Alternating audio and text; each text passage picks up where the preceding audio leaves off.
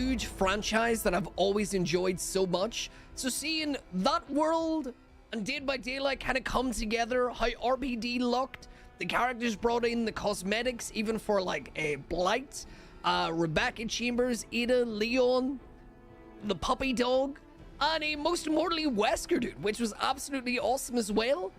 Dude, Nemesis, Wesker, incredible. Ouroboros.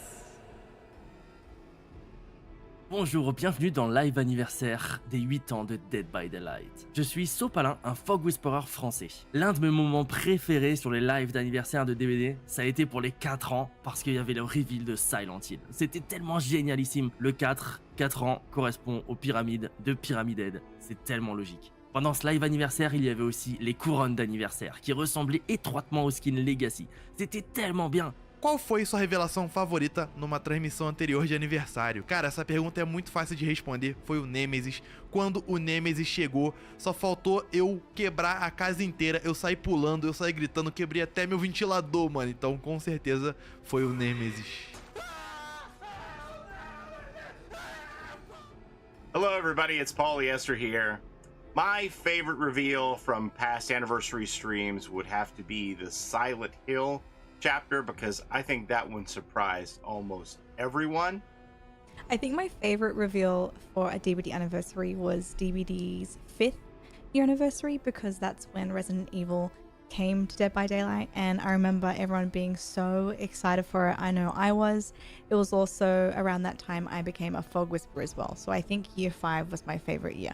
It's always exciting to see your favorite franchise be announced as a new chapter, and I'm not gonna lie, I'm kind of excited to see what other horror icons we might see in the future.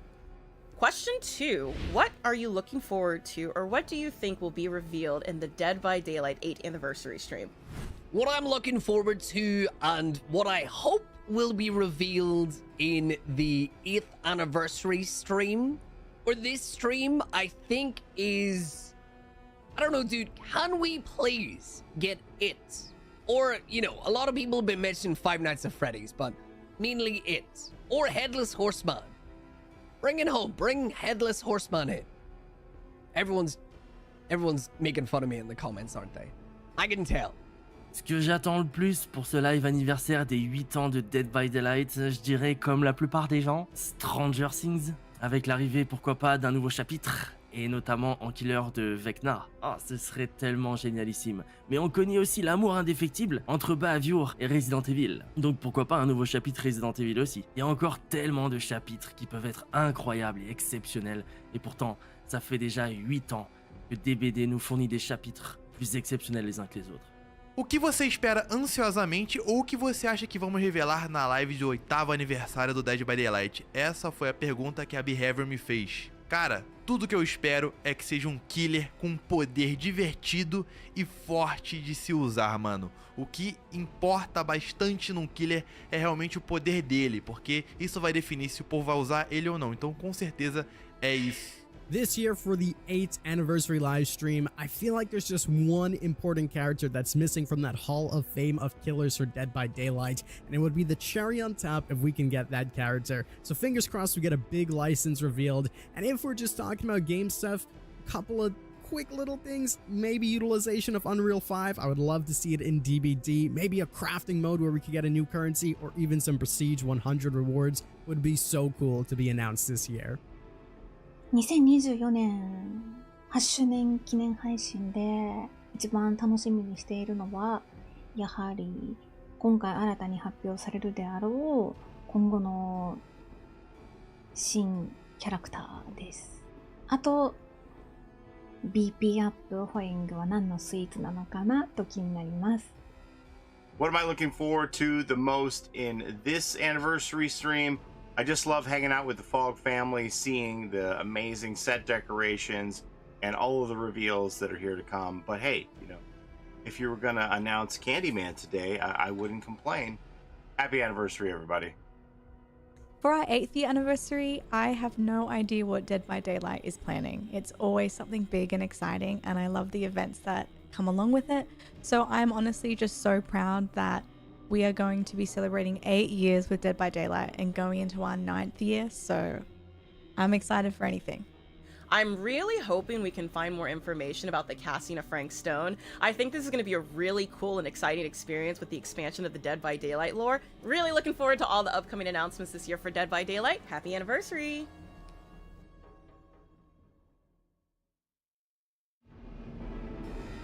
Hello, it's your boy, Mr. Flatface himself. Never mind. Holy Alright. My goodness, dude. そう、今はジェネプッシュプッシュ。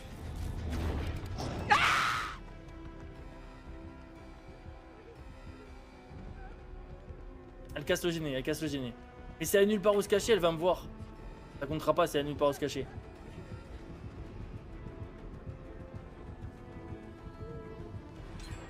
Elle m'a pas capté. Elle m'a pas capté. Elle m'a pas capté.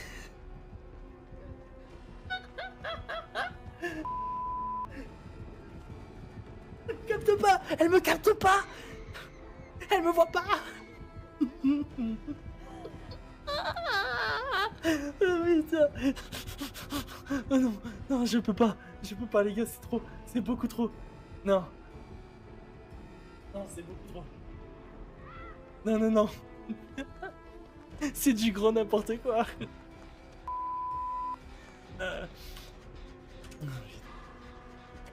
Alors, Tom est un génie.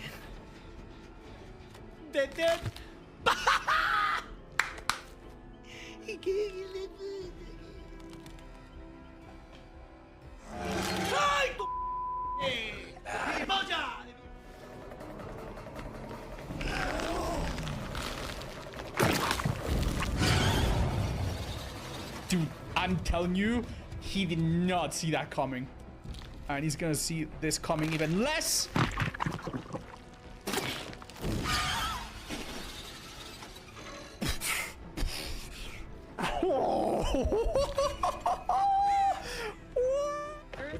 This one, you'll just walk past it, honey. He's out of knives. Oh!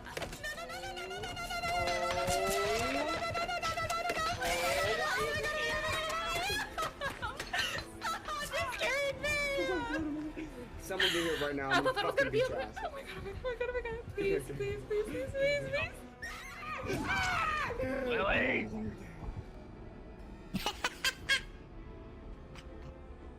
Elle est si petite. Attendez, je vais là.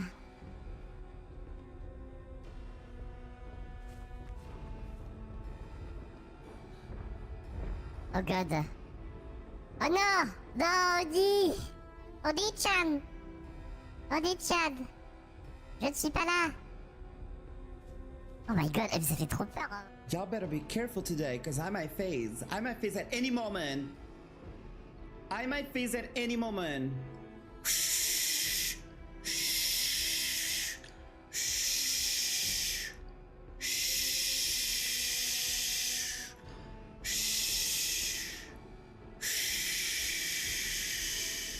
He's right there on the hill. He's on the hill. What do we? No, no, no, no, no. You don't know I'm here. You don't know I'm here. Yes, he does. Yes, he does. Yes, he does. Yes, he does.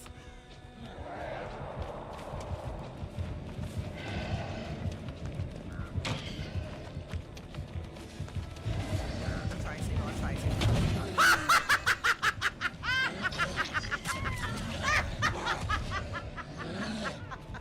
Word!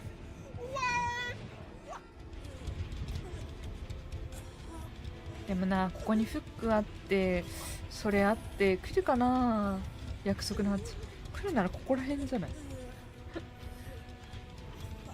ここら辺とか。来なければ。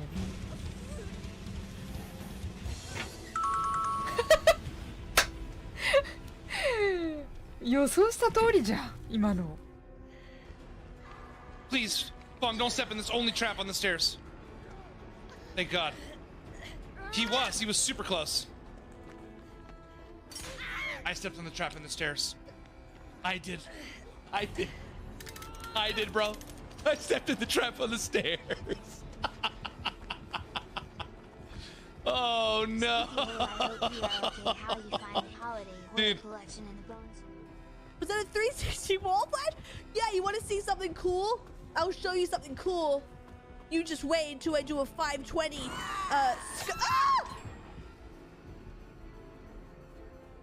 Oh, I found the hatch.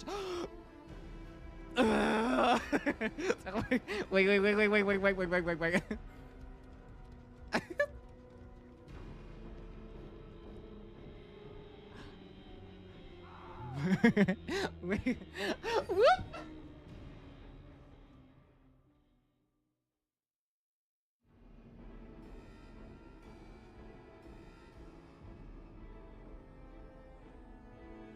What is the name of the coffee shop that Sable and Michaela worked at? Is it A, Mooncake, B, Moonlights, C, Moonstone, or D, Sunstone?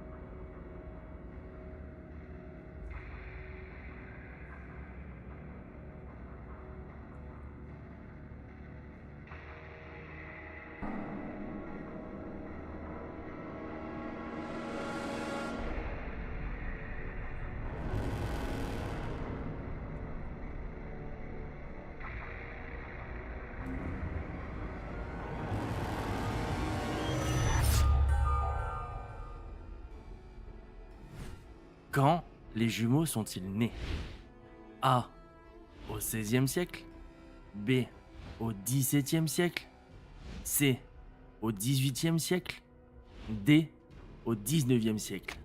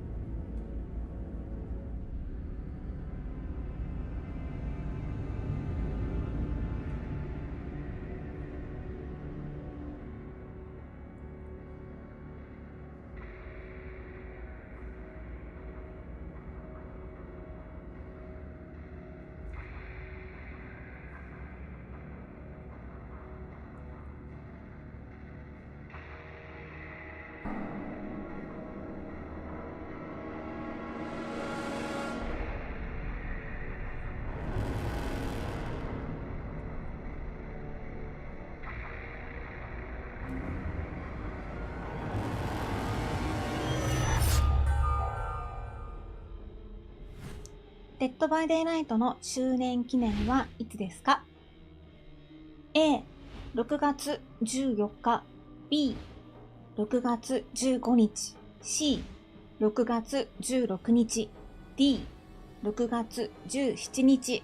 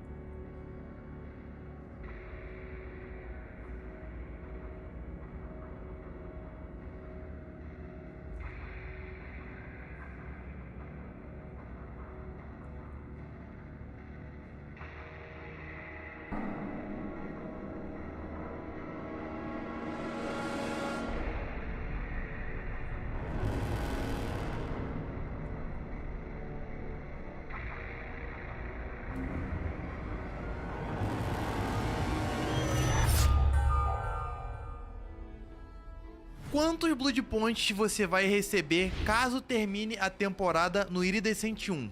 Você consegue 1 milhão de Blood Points caso você consiga o Iridescent 1 tanto de Survivor quanto de Killer. Então se você conseguir nos dois, no fim da temporada, que é todo dia 13, você consegue no total de 2 milhões de Blood Points.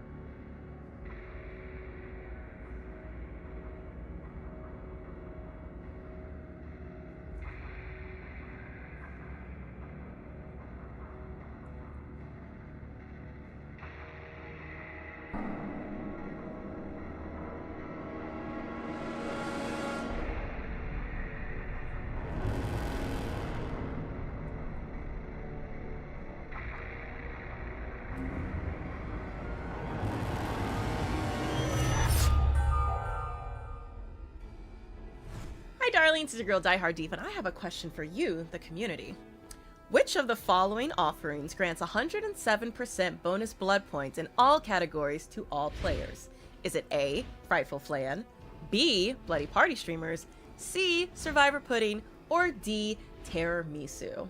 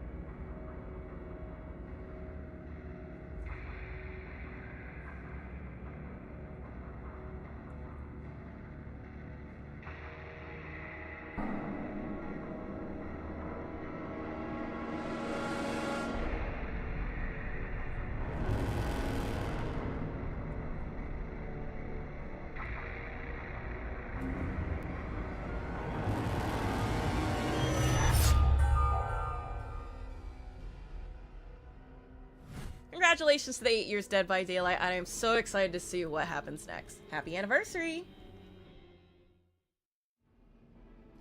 Hi, my name is Gene, and I am a senior game designer. Hi, this is Pamela, Lady Y designer on DBD. Hi everyone, my name is Nick, and I am a killer designer on Dead by Daylight. Hello, it's community manager Dork, and I'm super excited to be looking at your fan art today. So I'm gonna go ahead and start with the first one. I'm super excited, so here we go. I love this look of the unknown, especially like the broken gun. So that's like their weapon. It's like the unknown ate both the deer hunter and the deer at the same time. He was like, okay, well, that works together. The bones protruding from everywhere is so uncomfortable, and obviously a great way for the unknown. Oh, Talita and Renato. Yeah, this is just perfect. I love those characters so much. Yeah, in one of the first chapters I work on, so it's great. I like to see them here. This was for the Blood Moon event. Wait, is this illustration or is this CG? I actually can't tell. Like, I just like stopping myself because this is amazing. The trickster in this very like blacklit room. That is so cool. I think it very much goes with some of his cosmetics that give off that kind of neon. Oh, I see everything from Brazil here. I love it. The reference, the Rio de Janeiro, Renato and Thalita. Oh, this is great. This is great. This is like a really cool way of showing like what Michaela looks like booning. I really love the style in her hair. I think that's very unique. Oh, Naughty Bear. Oh, it's felt. Oh my God. I'd be really interested, like, if you do another one, to see like a video of how you did it. Wow, this skull merchant is really incredible. Like, I wish I could zoom in some more on the mask piece. Looks like there's so much detail in there. Holy crap, the prop work, and even like the hair's on point. I have been seeing you on Twitter, and I've just been so excited about your journey of cosplay and making cosmetics. This is so good. Okay, this like comic art, graphic art of Sable and Michaela against the unknown, that is horrifying, but very, very, very cool. Great composition, really like it. Really makes me think of like American 70s comics, like with the cross-hatching. Very illustrative, very dynamic. I don't see enough art of the Deathslinger. And this is a really good one. I love the chain. I really love that they obscured one of the eyes and made one of them glow. I think that's an important detail of the Deathslinger. This is great lighting. That is a badass one. I love the details. You even put like the caution tag here, like it's so good. Okay, this is like really interesting to see like all of the aspects of how you create the cosplay. This is like fine work. Like this is attention to the max of details. I love this. And this purple, that's such a pretty purple. That's gorgeous. I want it on my desk. Oh, the black finish. Okay, okay. That is an amazing mask. Oh my god, my little... with the Meg hair. Oh, with the Meg hairstyle. I love having the specific, like pointing out it's a P100 Oni. That's doing the stomping on this full Meg lobby. Love the spirit. Really love the spirit, and I like the shards coming out there. The hair going out of frame is really fun. It just keeps like it's going forever. This is fantastic. This is a really great piece of the artist. Like, I love the use of the colors. This is the most colorful I've ever seen the artist. I love how one of the crows is a lot cooler and the other one's a bit warmer. And I love that she enjoyed companionship with her crows is a really nice idea. It's really cool. Look at her. She's gorgeous. All the little details and like with all the little rings going up along the crown. Such a hard work. I love this. I cannot even think how many hours was this, how many days. It's just really good production. So this is a really great spirit. I really love how you captured this entire mood. That's so cool. Like this, I could see this as a poster. I'd love to have this poster, to be honest. So perfect. It feels like her. Yeah. Oh my, even the necklace. The expression, it's Sable. It's Sable. You are Sable. Yeah. No way. The dredge? How did you make this possible? How did you do that? I'd scream if I saw you. Like I do in every trial. Yeah, okay, I see. Who doesn't like this one, right? Look at him. I honestly would love to see this. I would love to see the unknown, like, in cosmetics of survivors. I don't know how you guys can make the unknown a cute character, but you just made something possible. Like, please do a series. I want to see more of these. Oh, this is one of my favorite Fong Min skins. With the headphones and the blue hair. That's so cool. Oh, I didn't even notice the game was in the background. I love that people understand that you're never clean in the entity's realm. It's just, yeah, you never have a shower. Gosh, not going into the woods anytime soon. Trying to stay as far away from this as possible. This came out amazing. It's like a 1-for-1. Which one is the game right now? I cannot even tell. This skin for Claudette, I need it. This is so cool. I love it. Let's go out on this one. I can use this outfit. Let's go.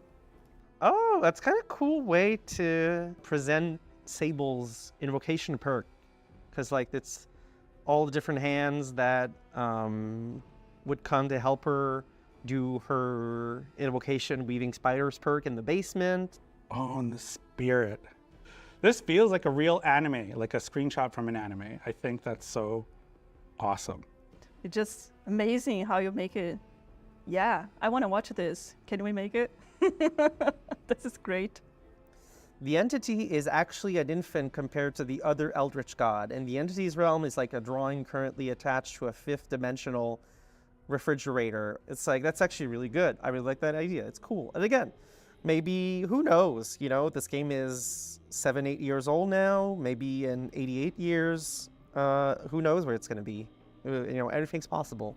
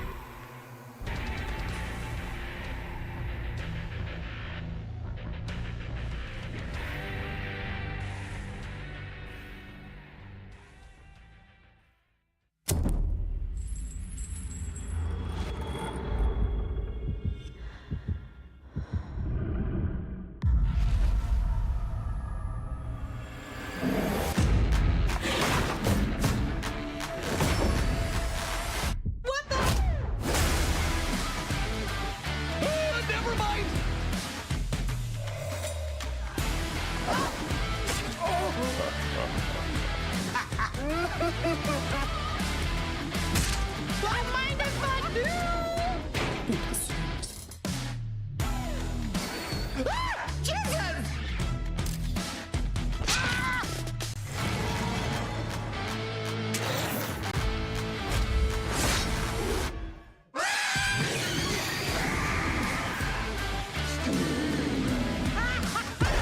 Don't you walk away from me, sir. Oh man, that is so beautiful. I really like that. No! No! Oh my god!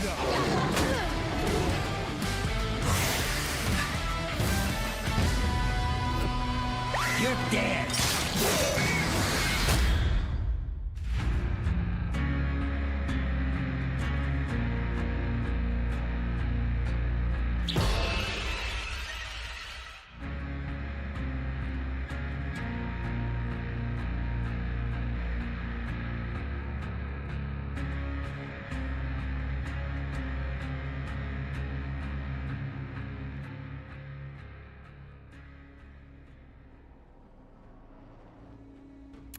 We are live. Thank you, everybody, for joining us. That trailer gets me so hyped. So hype. Oh my goodness. It's so good. And the jump scare at the end is necessary. Yes. So, hi, everybody around the world on YouTube and Twitch and OpenRec. We're in Japanese. We're in Portuguese. We are in Spanish and, of course, English, because that's what we're capable of. Thank you, everyone, for tuning in. This is DVD's official 8th anniversary celebration. Yes, and it's truly amazing to already know that we're on our 3rd live stream of the year, with only more to come. And we just have to say thank you on behalf of the entire Dead by Daylight team for 8 amazing years of support from community worldwide. Yep. So today we are going to be looking at everything that's coming over the coming year. We're going to be starting pretty soon after our little intro here with something that we already teased a few days ago, and that's Dungeons and Dragons coming to Dead by Daylight. So it's going to be a full chapter. We're going to dive into that, and in fact, after the show today, that will be playable on Steam on the PTB. Yeah, I'm really looking forward to it. But this wouldn't be a Dead by Daylight anniversary live stream without a couple of surprises. So you're definitely going to want to stay for the full broadcast to see everything we've got to reveal today. But we've also got a live Q&A. So if you have any questions, please do make sure to drop them in your respective chats so we can answer as many as possible at the end of the stream. But let's go ahead and take a look at what our run of show is for today. Yep, we've got a great one lined up. We're going to be joined by our buds, Steph and Justin, to walk you through our Year 9, which is a crazy number, Year 9 content and design roadmap. And then after that, Senior Product Manager Derek is going to join us to talk about upcoming gameplay and quality of life improvements coming to the game, including one that you're not going to want to miss. Yes, and then we'll have Dave and Janik here to reveal everything coming with the latest chapters for Dead by Daylight. Then we're going to have some updates about the other projects we've got in the world of DBD, that being the casting of Frank Stone by Supermassive and an unnamed multiplayer PvE game by Midwinter. Then we'll have Justin, a completely different Justin from the one Eric talked about, coming in to break down this year's in-game shenanigans for the anniversary. And last, we'll have our Q&A, which, once again, drop your questions in the chat so we can answer as many as possible. And who knows, we might have some other little surprises. And while you're dropping your questions, we thought we would drop some content on you. You like that? Yeah, I like that. I just made that up. Twitch drops are back. So if you've watched our streams before, we like to offer Twitch drops to our viewers, and today is no exception. So they're live right now, and you can get them by connecting your Behavior account to your Twitch account. So there should be a QR code you can see. There should be links in the Twitch chat to jump over and get that hooked up if you're not already. Yes, and if you're new to Twitch drops with Dead by Daylight, all you need to know is that by watching any Dead by Daylight stream in the Twitch directory, you'll be accruing watch time, which will allow you to claim 3 of the Twitch drops we have active today until May 28th. The first one, if you've already been with us since the start of our stream, you're already on your way to claiming, which is going to be the Totem in-game badge. And then after this, if you watch any other Dead by Daylight stream, for 4 hours, you'll get the Crimson Hue in-game banner. And then lastly, for 8 years, 8 watching time, you'll be able to get the Greenville, Welcome to Greenville in-game banner. Yep, so enjoy those drops, but we mentioned surprises, and we've got one to kick the show off with. So the first of which is actually a new game. Oh my god. What? What the? We've got a game that we haven't told anybody about yet. It's from the world of Dead by Daylight. We're going to share it with you right now. It features some familiar faces, and most importantly, it is super duper fun, and I think you'll be surprised. So let's take a look.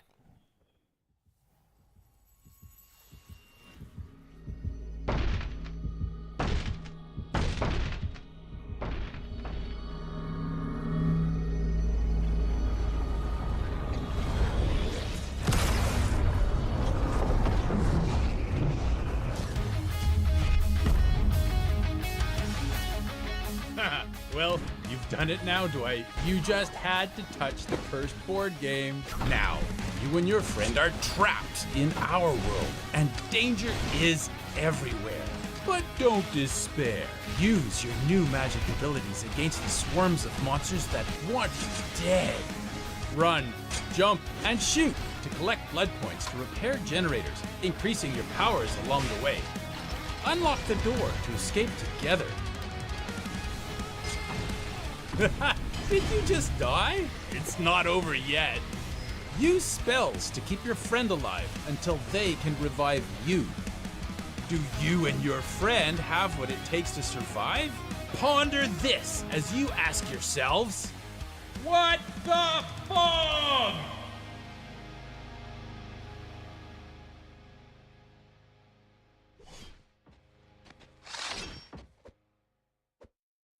Oh my god, that song is so earwormy. It's gonna get stuck in my head.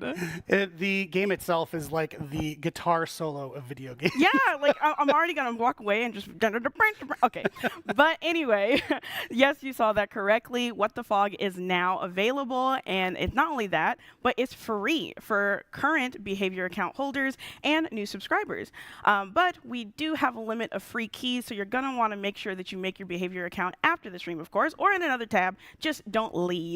But go ahead and grab that, claim it on your account, and if you're unable to, then you're able to get it on Steam, which is exclusively on Steam for $4.99 USD.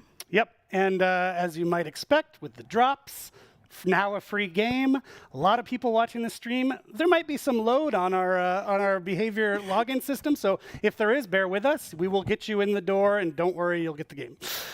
So as you might have been able to tell from that trailer, What the Fog, which is just the best title, is a two-person co-op roguelite, the simple goal of surviving and escaping with each increasingly difficult level.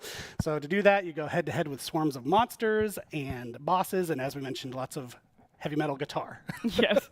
So Eric and I got to play it before launch, and honestly, it was so crazy fun. Like, I had that song stuck in my head for weeks. But you need to make sure that you get your hands on it so that you can have fun, survive, and then get the fog out. Nice. So that out of the way. See, you weren't expecting that. A lot of people are like, wait, what? Surprises. We're going to dive into the show. So we're going to hand things over to Stefan and Justin to talk about Dead by Daylight's Year 9 roadmap.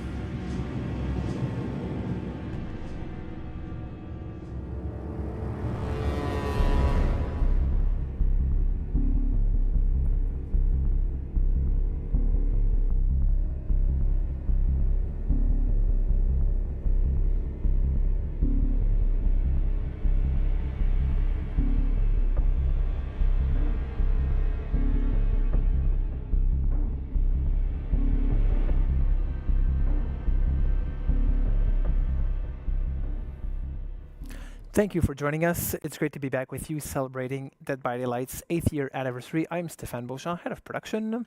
And I am Justin Brown, product director. Really excited to be here with you today to talk a little bit about Dead by Daylight's Year 9 roadmap. I'm going to take a second here at the top of the show to give a big shout out to our absolutely phenomenal team that's working on the game day in, day out. They are the reason we are here with you today and celebrate 8 amazing years of Dead by Daylight. Before going any further, I just want to address something that's probably going to get talked about quite a bit in the chats across the different channels.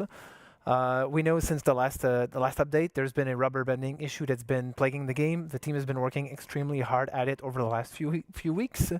We have a tentative fix that the team has been working on that we're hoping to test on the PTB later today.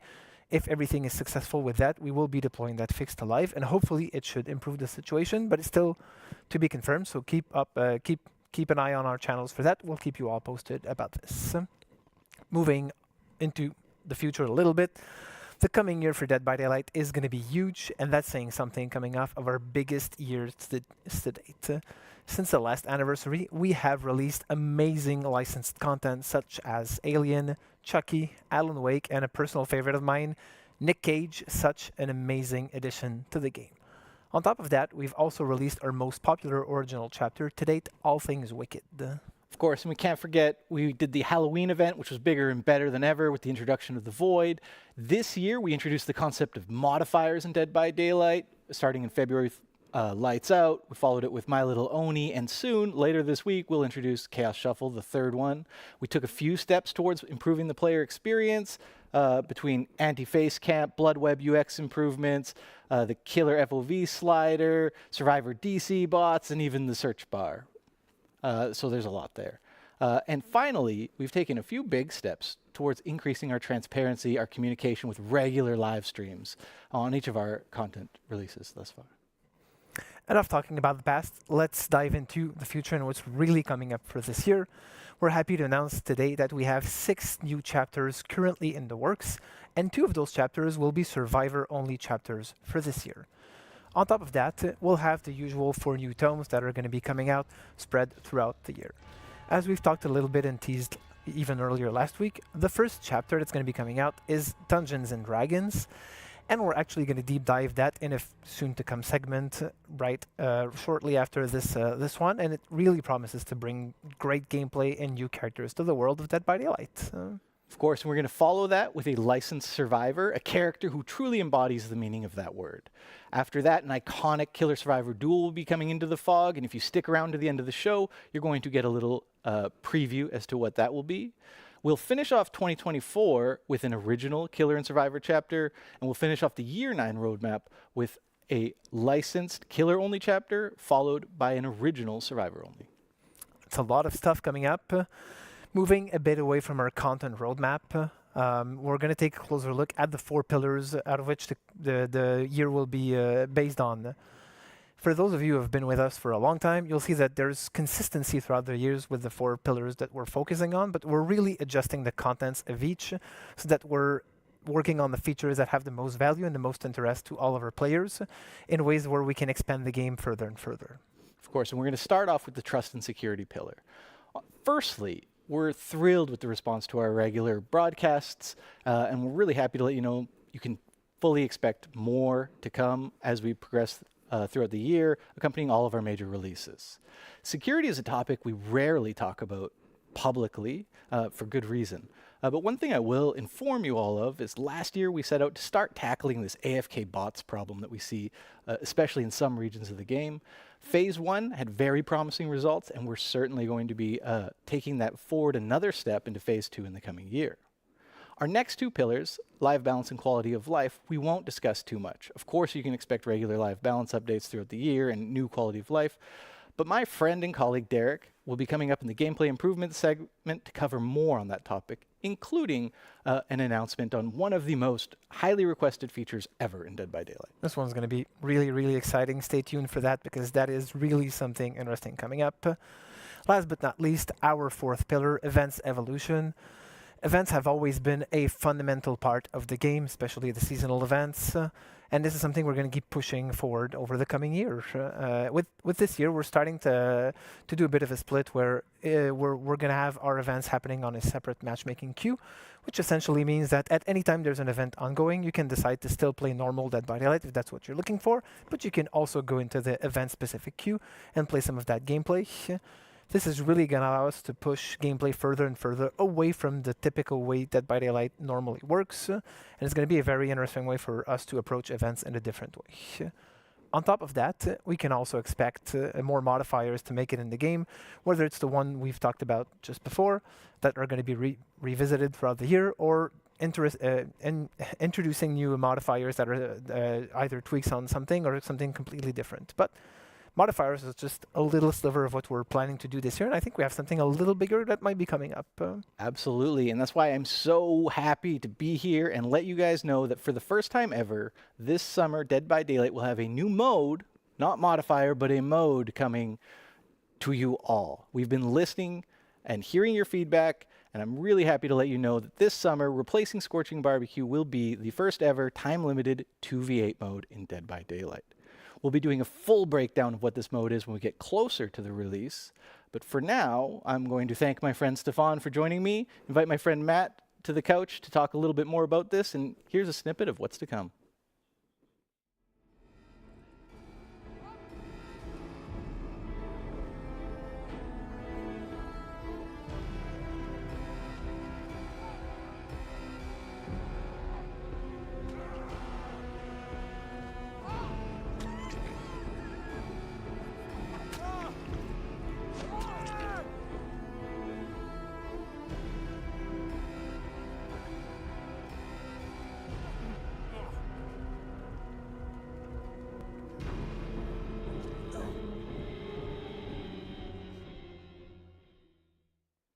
Boom. Thank you for joining us, Matt.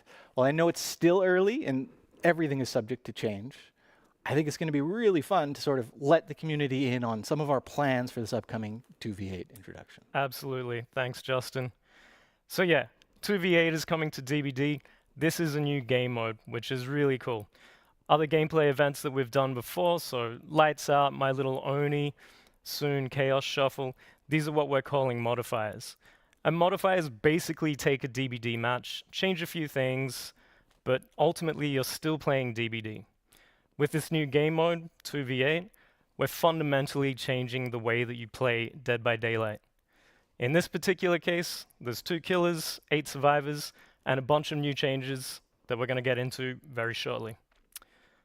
The focus with 2v8, we really wanted to hone in on what's exciting and fun and chaotic with DBD, and we're leaning more into a party mode kind of vibe rather than something that's super competitive. It's also worth mentioning that the way that we're building this, it's an iterative process, right? And this is just the first iteration. So we'll be looking to add more content, more gameplay in the future based on community feedback. Absolutely, and I'm super excited to see what everybody says about this mode when it comes out. So first, let's break down a few of the key changes that we know are going to be coming for 2v8 this summer. I mean, of course, there's still generators, there's still exit gates, there's just more of them. We've made 5 maps bigger to accommodate all of the action, all of the chaos. And we're also doing away with perks in this mode, instead introducing a new sort of 2v8 exclusive system called classes for survivors. That's right. Yeah, so when it comes to survivors, basically once you've chosen your character, you can select and equip a player class. And this class is effectively your power for the match, and it helps players identify what your role is within the team. So instead of mixing and matching perks, instead we really wanted to focus on a particular playstyle for this, and whether it's generator repair, healing, looping, speed, that kind of thing, that's what we're really going for with these classes. Of course, and there's also just cowering in the corner, which is my own preferred playstyle for Survivor. Which is great. And it'll work a little differently for killers. You'll be able to choose from one of the 5 original killers, each with their own specific gameplay. Killers obviously have powers, so they don't have classes in this mode, but we will be introducing a new mechanic, which is a team power. For example, if you are the Wraith, when you cloak yourself, if your teammate is within a certain radius of you, they will also get the undetectable status effect, allowing you to coordinate a sort of team stealth attack. Should make for some entertainment. The reason that we're focusing on the 5 original killers is just to make sure that this is as accessible as possible. They're all free, everybody can play them, everybody can have fun. We want you to enjoy the content and give us your feedback. And in my opinion, the best part of this whole mode is the 2. It's the first time ever that success and failure as a killer does not rely solely on your shoulders. You have a teammate to sort of benefit from, learn from, or even, blame when things go poorly. So working together is just going to make the match so much more fun, so much more efficient. Absolutely. Lastly, it's worth mentioning that for this mode, we really wanted to keep the action pace and the momentum flowing. During our playtests, we found that the process of downing a survivor, picking them up, carrying them to the hook, it really started to slow things down for this mode in particular. So we're doing away with hooks as well. There's no hooks in 2v8. Instead, once the killer downs a survivor, they'll be able to send them to a cage.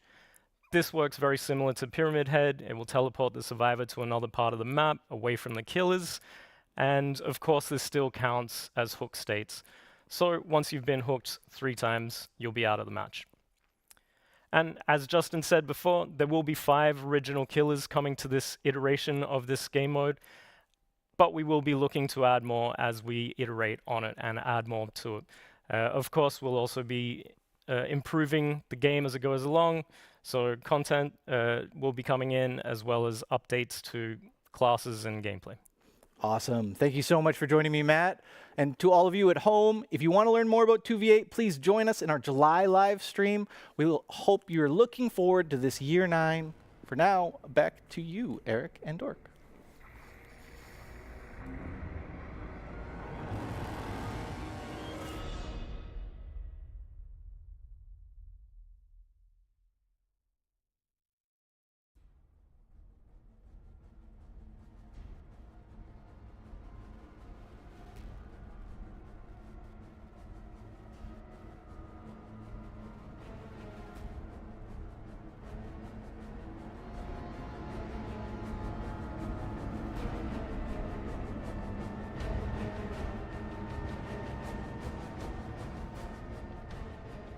Oh my God, that roadmap. Great segment. Great beard, Stefan. People were loving the wet beard in chat. But the real story, 2v8. 2v8, yes. I cannot wait to dodge hatchets and chainsaws at the same time. I can't wait for our killers to finally have friends that they can play with. Get some friends in the fog. Forge friendships in the fog. But that was a great segment to watch. I loved the reactions in chat. I think the guys did a really good job of explaining this is a first iteration, and there's going to be a lot of changes based on community feedback. So that's why we're not just flipping the switch and making it permanent all of a sudden. You need to actually get the mode where we want it. But we're using the word mode, which means a lot, so pay attention. And speaking of paying attention, the website, that's a transition that doesn't make any sense. But the website for What the Fog has been overwhelmed by demand, as predicted. People love that cute little game. So we're working on it. Stay tuned. Don't worry. We have lots and lots of keys for it. So just as soon as we're able to tell you it's back up, we'll give you a mention on the stream here or in the chat. Yeah. We definitely know you guys want to get your hands on it, but what we can do is tell you about something you can get your hands on today. Yes, and so recently, I think it was December, we released 3 DLC packs. They're called Maddening Darkness, Old Wounds, and Macabre Tales. That was a way for players to get a big bunch of our older content all in 1 or 3 goes. And so we're actually going to be doing that again. Yeah, so this pack is actually going to pick up exactly where the last one left off, which is going to be the Endless Hunt pack. And in this pack, you're going to get 9 playable characters, starting with Portrait of Murder, Roots of Dread, Forge in the Fog, and Tools of Torment. And along with this pack is going to be all the additional outfits and DLC exclusive items. But of course, if you don't want to get the pack, they will be individually marked down in the in-game store, so you can get them there. Yes, so that Endless Hunt pack is actually available right now. It is the best way, especially if you're a newer player to Dead by Daylight, to get a big bunch of great content. So that out of the way, we want to keep the train rolling. Next up, we're going to be welcoming Derek, right where you're sitting. He's going to tell us all about gameplay improvements and quality of life improvements coming to Dead by Daylight, including a very big one that people have requested for ages. So let's talk to Derek.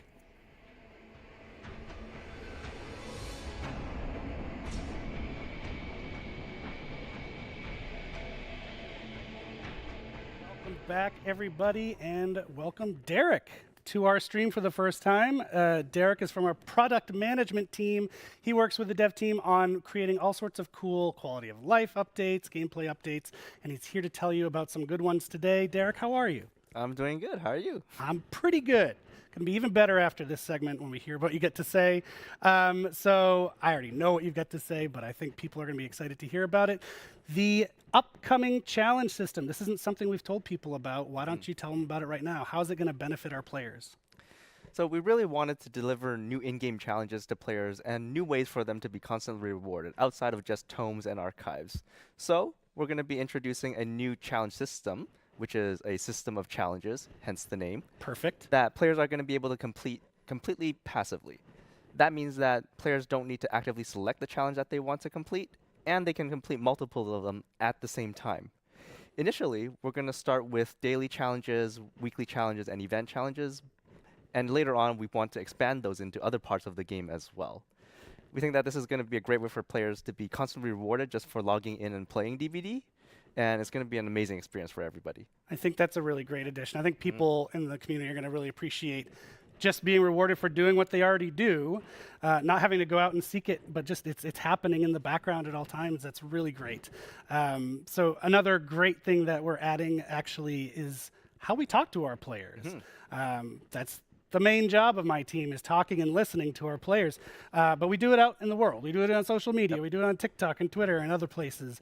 But in-game is obviously the best place to talk to people, and you've got some updates there. Yeah, we're here to make the players' lives easier and your life easier as well.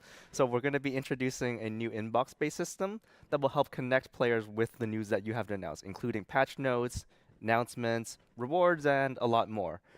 That way, players will see less pop-ups when they launched into the game, and they'll be able to get into their games quicker.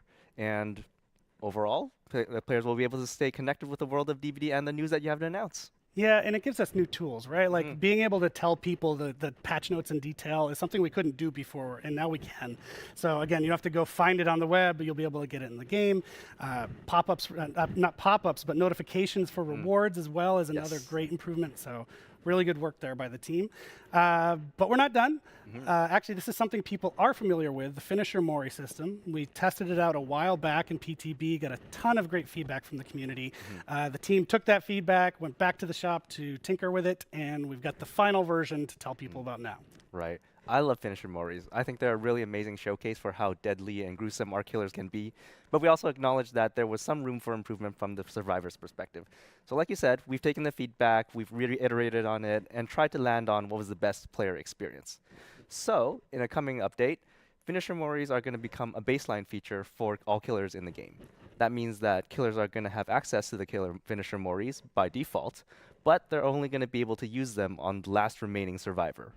That way, if the killer is able to successfully pull it off, we get an exciting conclusion to the match, and the survivors can feel that the game's ended in a fair way, and this match went smoothly, and it was a really exciting experience for everybody. Mori offerings are also going to be updated to instead give bonus blood points, so that it'll be a more rewarding experience for killers if they're able to pull it off. So the killer's going to want to land that at the end. Yes. It happens at the end, like you said, so we're not killing the flow of the match. I think it's a really great balance from where we started and the feedback that we got, so kudos to you and the team. And that's all we've got from you today. Unfortunately, you have to go, but the show is far from over. Next up, we're going to hear about the new chapter coming to Dead by Daylight. So stay tuned, everybody, and thank you, Derek, for your time. Thank you for having me.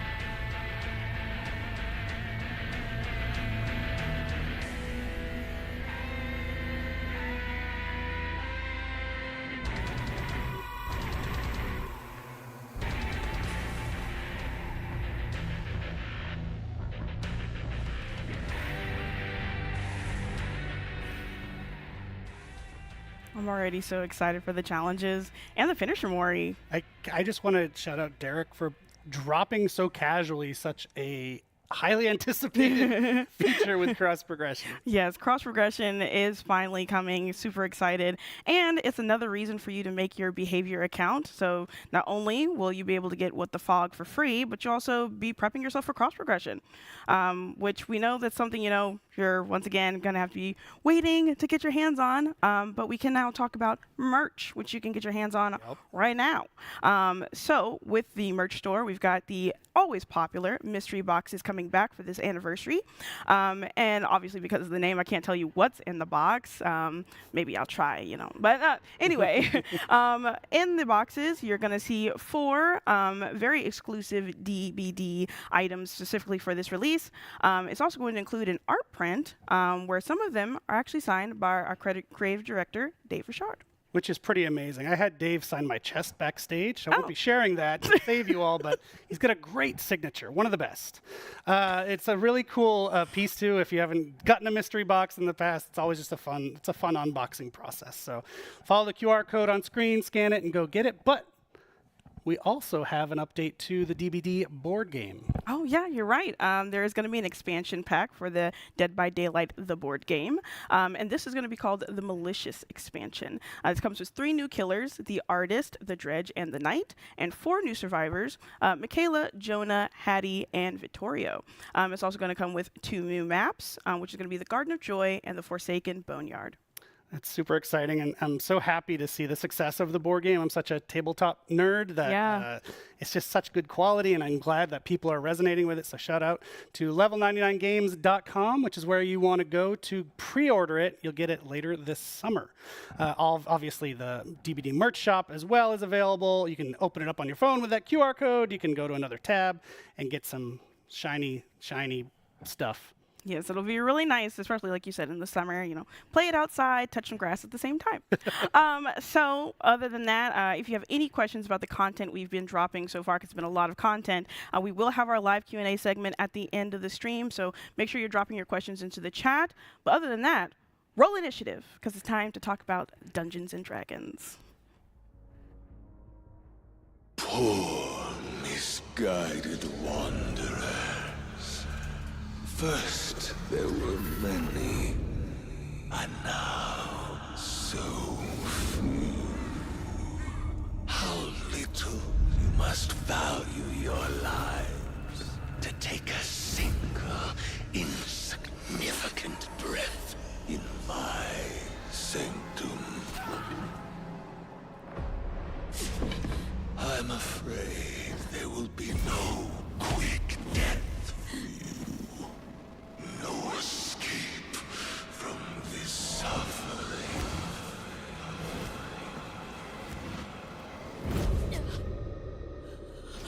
I shall draw out your ending as I see fit.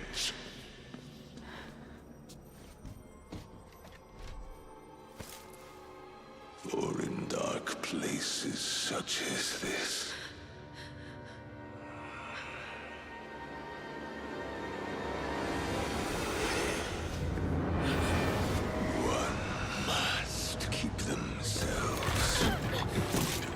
entertained.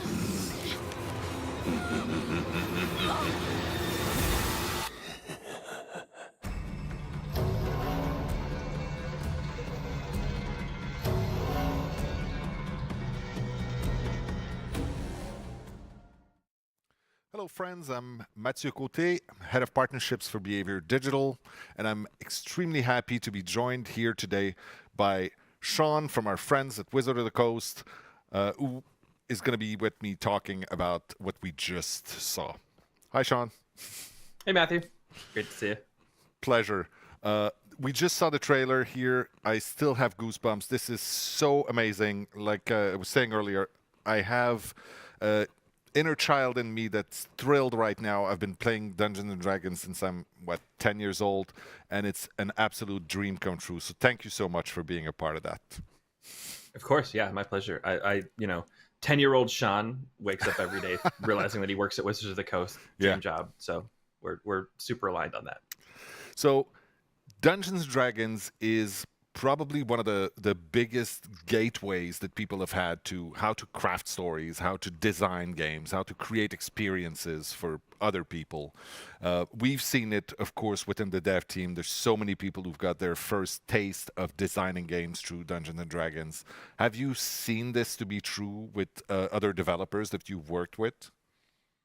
Oh, absolutely. Yeah. I always say it's the easiest thing about my job is I never have to teach people what D&D is or what the brand is about, because when I'm working with the developer, I guarantee you the person that I'm talking to has played and everybody on their team has played, or at the very least is like very aware of what the game is and what it entails. It makes my job very, very easy.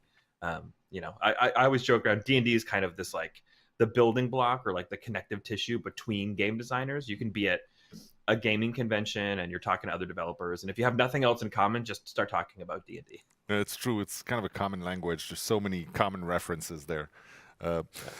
For me personally, like I said, it's a dream come true. I still play Dungeons and Dragons every week with my group of friends. I'm the forever DM in that group, and I know that there are a couple of other people on my team who were absolutely thrilled to be a part of this.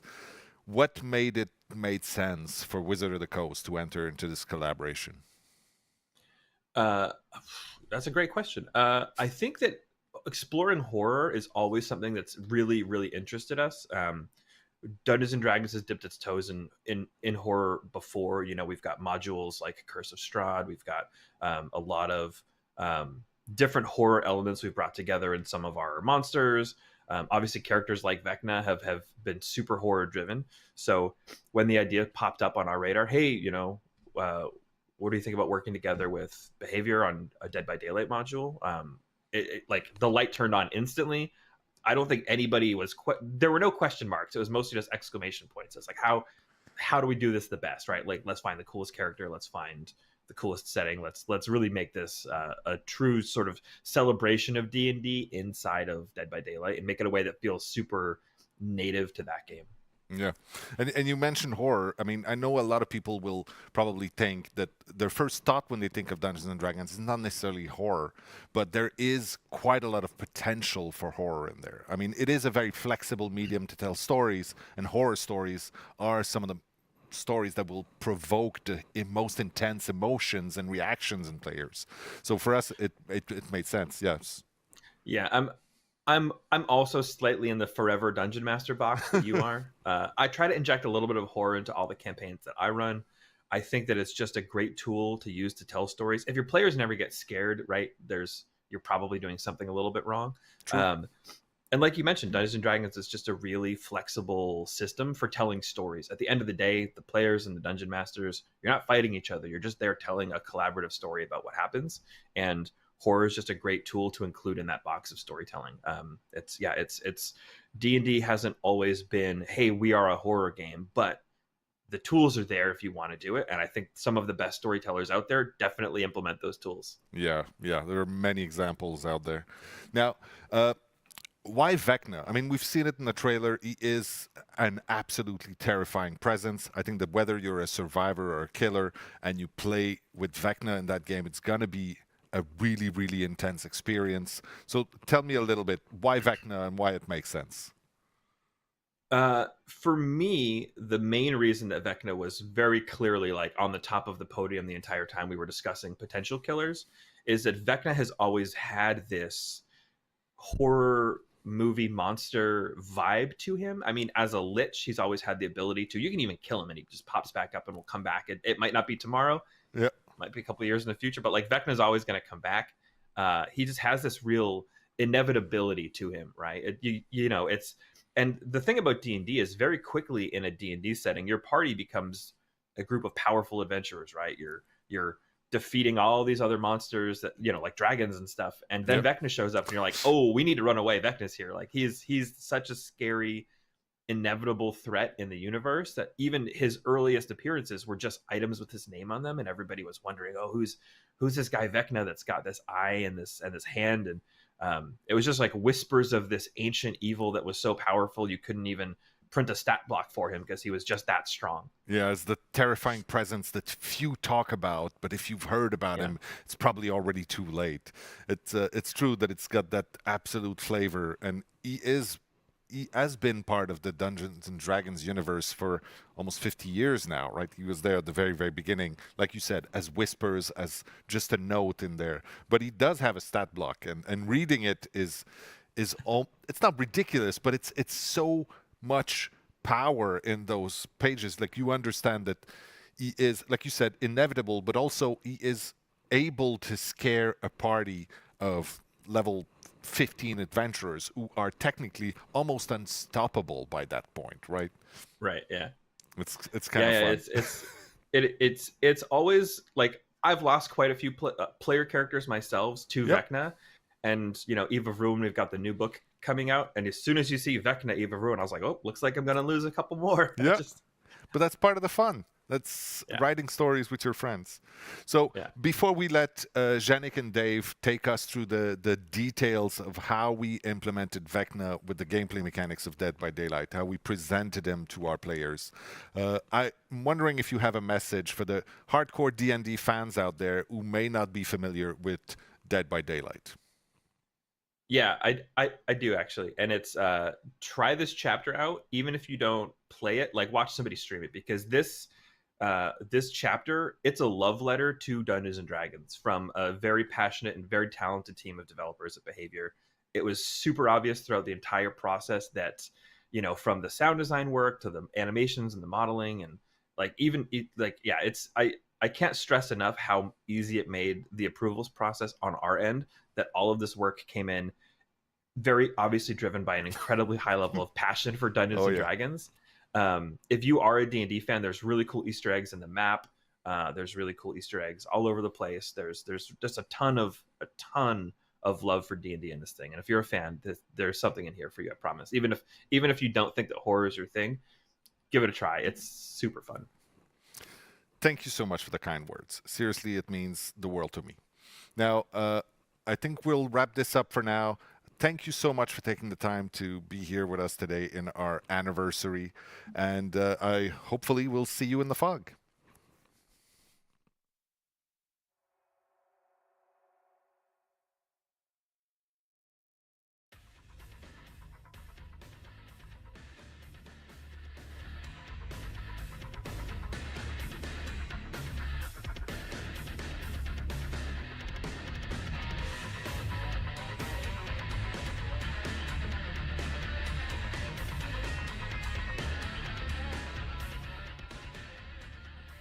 Hey, hi, I'm not Dave. You're not Janik. I'm not Janik. No, we're quickly interrupting our D&D segment. There's a lot more. Stay tuned. Dave will be right where I am in just a second to give you an update on cross-progression. So this is a live show. We're having a live TV moment as we speak.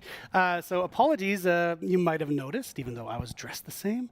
Our segment with Derek that was just before was pre-recorded. And in fact, we played the wrong one. So we want to give you more details on cross-progression here. So that's what we're going to do. So take it away, Dork. Yeah, so cross-progression is hands down one of the most requested features every single stream, every single post. You guys are wanting cross-progression, and we're giving it to you later this summer. Players will need to own the base game on any platform that they're playing on and have a behavior account. I'm sure you heard me talking about cross-progression with an account, and you're like, what is she talking about?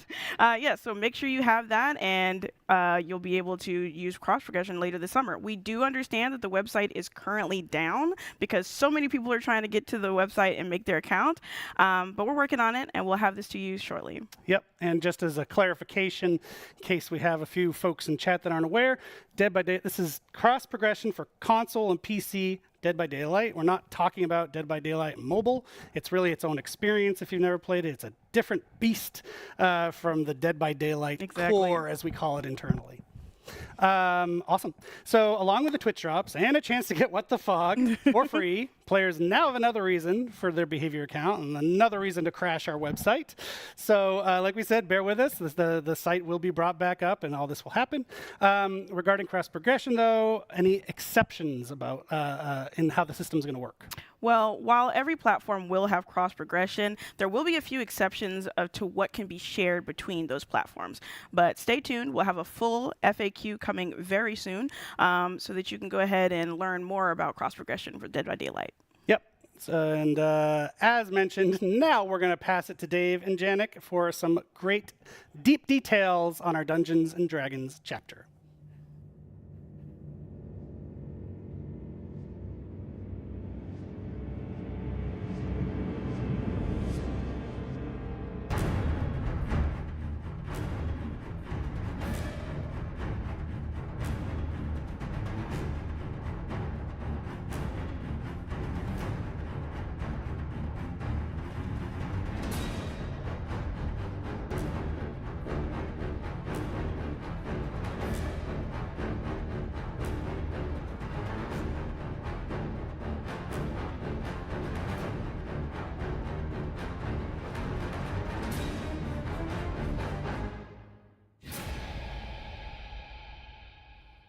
All right.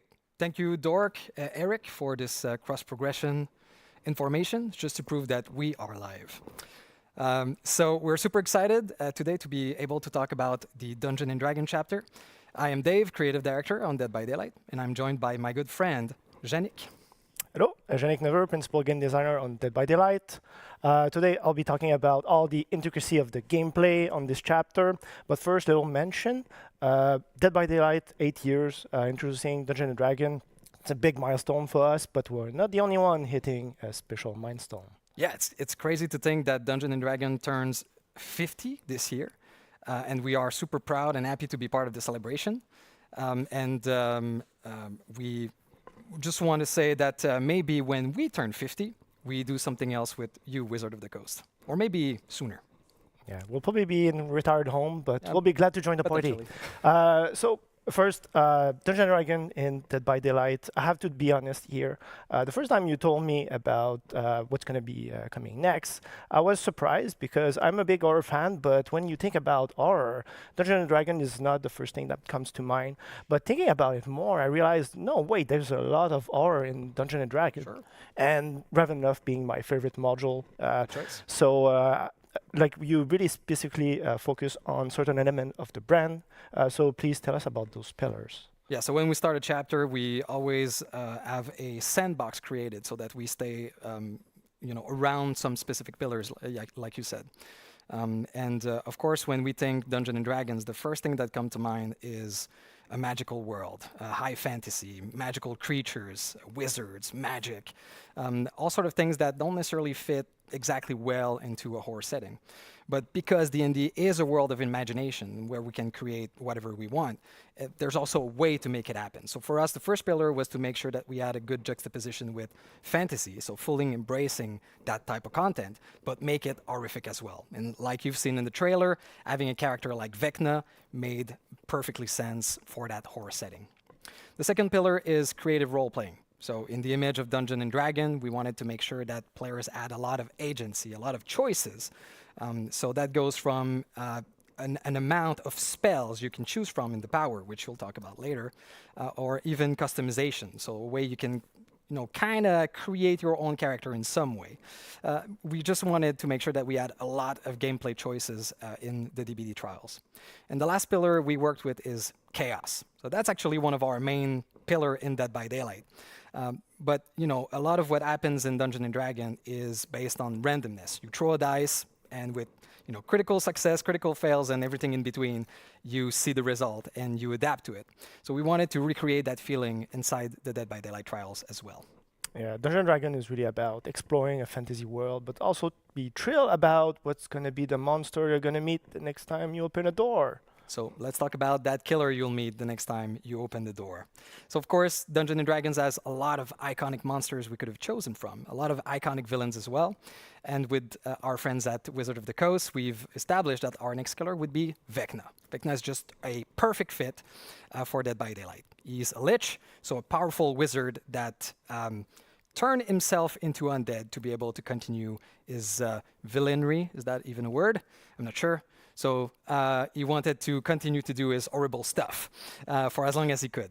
Vecna also has access to every spell in the books. So that was very interesting for us to create an interesting power. Of course, we also have a survivor in the chapter, so the Bard. a very interesting class. There's many classes that we could have chosen from, but the Bard was really the one that fit the most into our horror setting.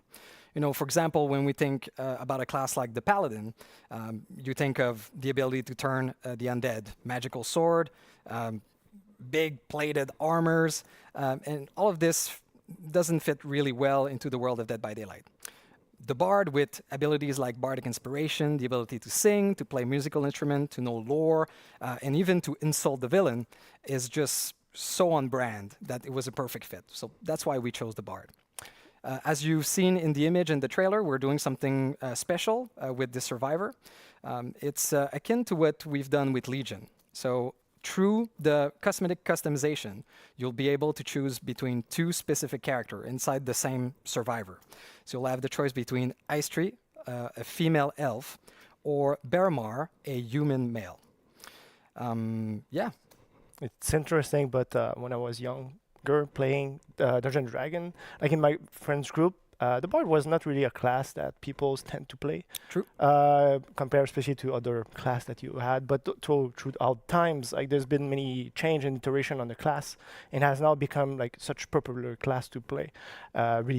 Really fun now, definitely, and has become kind of an emblem to Dungeons & Dragons as much as a Red Dragon now. Absolutely. Every party nowadays has a Bard. And we've also seen a lot of Bard love into other content that Dungeons & Dragons produce, like the movie, for example. Yeah. So we have an Undead Wizard. We have a Troubadour. Do we have a new map? Absolutely. We're super proud to have a full chapter for the anniversary. And shocking no one, the map is a dungeon.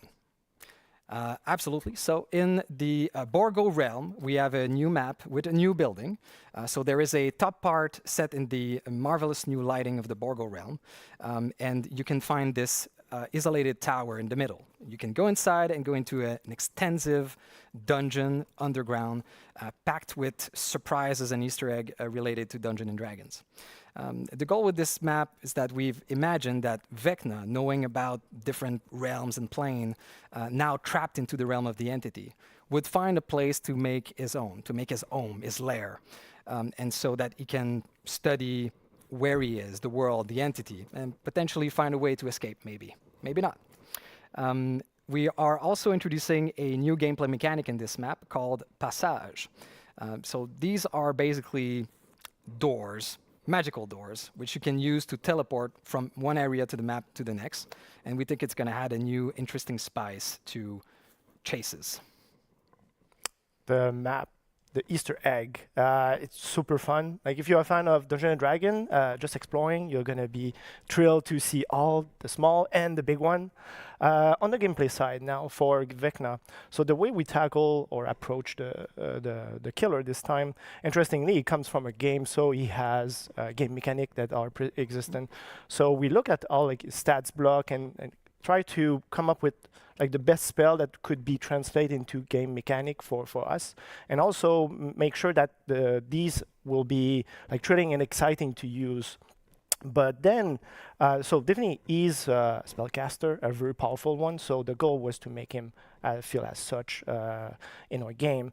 But like I was saying, magic, it's something that we have never really tackled, not that way before. Something we've tried to stay away from. Like our powers are really visceral or like grounded as much as possible.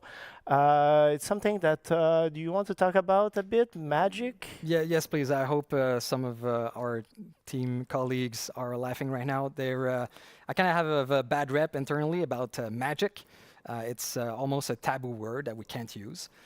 But now making a D&D chapter, for sure we had to embrace magic. And of course there is a space for magic in horror games, but it has to be taken with the right tone. So in this case, we're talking necromancy, blood magic, magic of the dead. And there's a touch of realism and visceralness that we wanted to add to magic versus something more flashy like a magic projectile or a fireball, for example. There's also something quite interesting out of Dungeons and Dragons, and these are the utility spells. They're spells that are not used to kill or damage, but they're used in very creative ways. And we wanted to highlight that with the Lich, with Vecna. So that was our approach. Now, do you want to talk to us about the spell that we actually chosen? Sure. So you have access to 4 different type of spell. Pretty much any time they have their own individual cooldown. But so the first one is called Fly, a very popular, well-known Dungeons and Dragons spell in our game. It lifts up the killer, and you're pushed forward. Obviously faster, so it's really like the traversal aspect of the power. It lasts for a short amount of time, and it's going to also end if you vault a pallet or a vault location. And this is really useful to get closer to Survivor and get to the next gen as soon as possible. The next one is called Flight of the Dam, which is it's not really a Dungeons and Dragons spell. It's more connected to Vecna. It's actually an ability that he has. What it does is that it casts 5 different individual projectile, and then it shoots them in a cone radius effect in front of him. These projectiles pass through obstacles. They don't go very far, but if they hit the survivor, they get damaged instantly. It might sound very powerful and easy to use, but it's not the case. Survivor have a lot of counter, but the spell can also be used to zone in this aspect, so you can also go for the basic M1 attack during that time. The third spell is called Dispelling Sphere, which is actually, it's a combination of different existing Dungeons and Dragons spell. We just felt it was more compelling to combine them into one spell. So what it does, you cast a large sphere in front of you, and that sphere moves slowly throughout the level. Survivors do not see that sphere, and if they get in contact with that sphere, they get revealed for a few seconds by Killer Instinct, and also have their magic items disabled for a minute. And the last but not least spell is Mage Hand, very well known Dungeons and Dragons spell. What it does in Dead by Daylight, you, as the killer, you can tag up a nearby pallet. And if the pallet is upward, it blocks the pallet for a few seconds, cannot be interacted by Survivor. And if it's downward, it's lifted up for you so you can fully pass without any obstacles. So the idea with this killer, he has a lot of tools and tricks in his bag, and it's really about managing all the force spells, the cooldown, and try to activate them at the right moment. So that's really how you're going to improve as a killer, is learning how to use them at the right time and be efficient with them. So lots of strategic and tactical choices here. Correct. So you've mentioned very quickly during the Dispel Sphere, the magical item. Did I? Yeah. What's that? Okay. So this is the new toy for Survivor. It's called magic items, but keep in mind it's not an actual items that they use. So this time, if you face Vecna, you're gonna have Survivor gonna have 7 different chests that's gonna spawn throughout the level.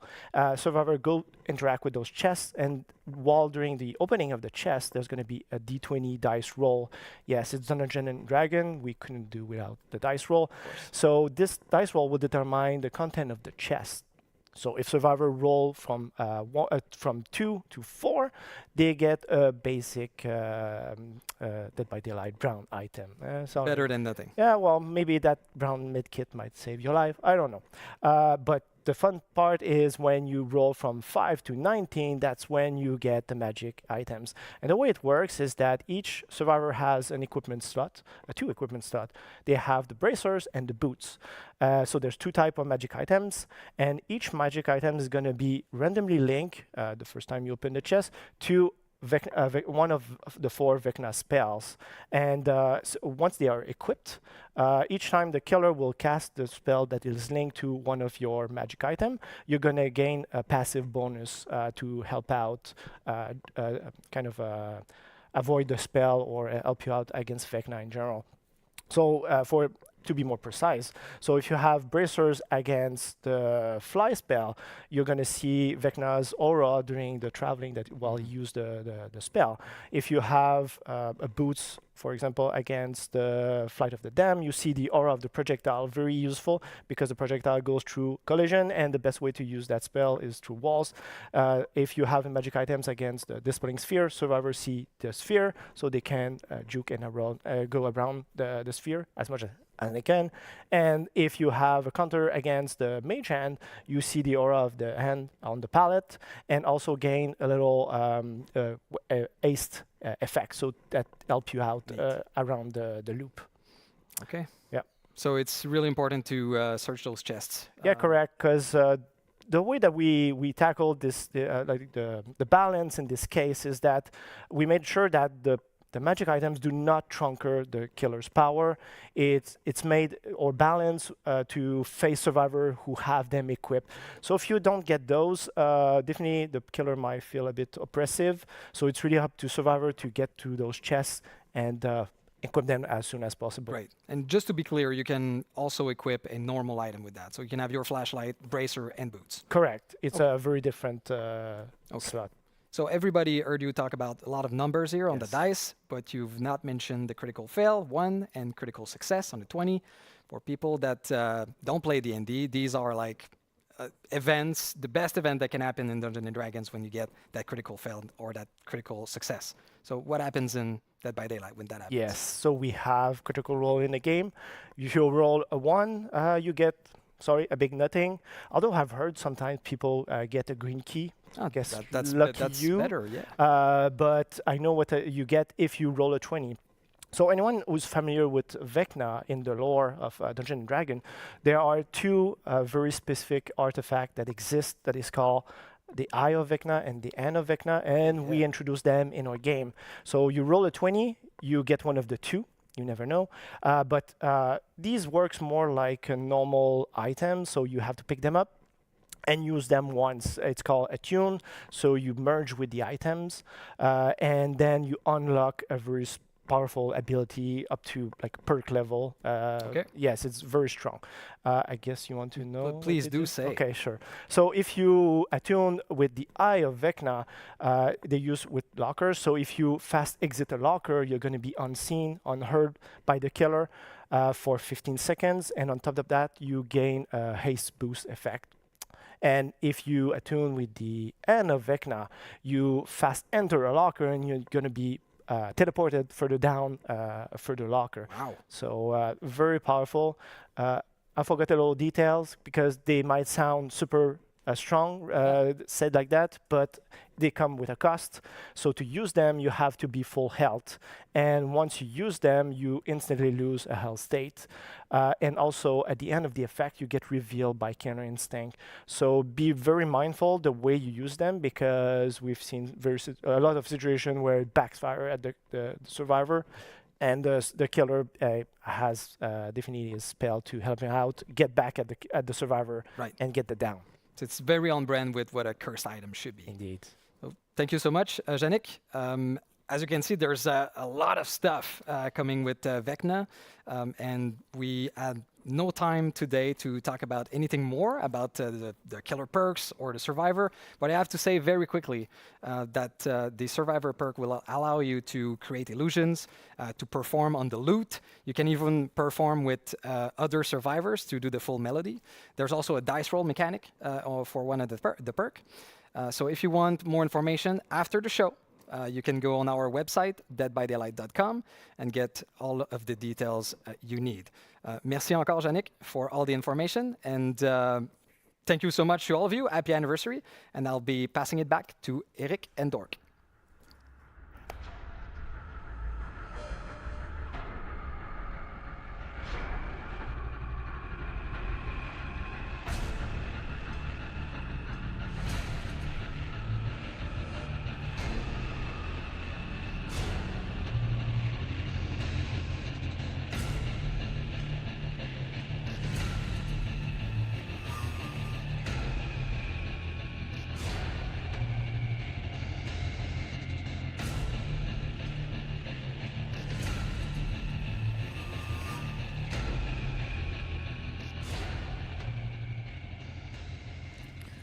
Oh my God, Dungeons & Dragons and Dead by Daylight. You are a pretty frequent DM yourself, right? Yes, I do DM on occasion. Forever player, as they said in the interview.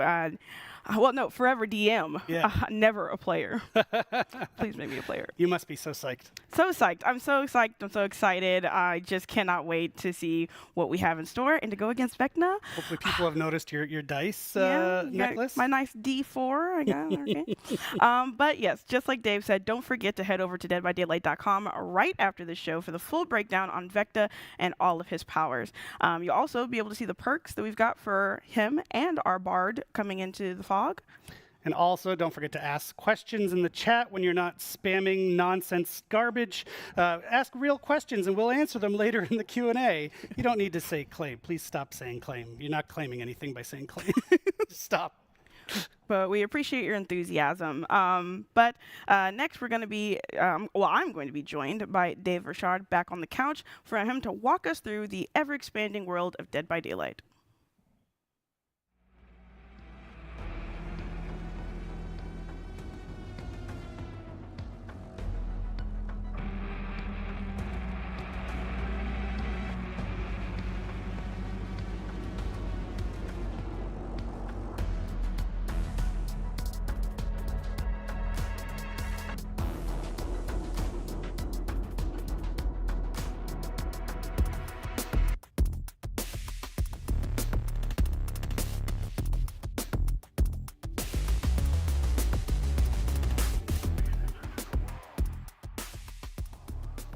Hey, I'm over here now.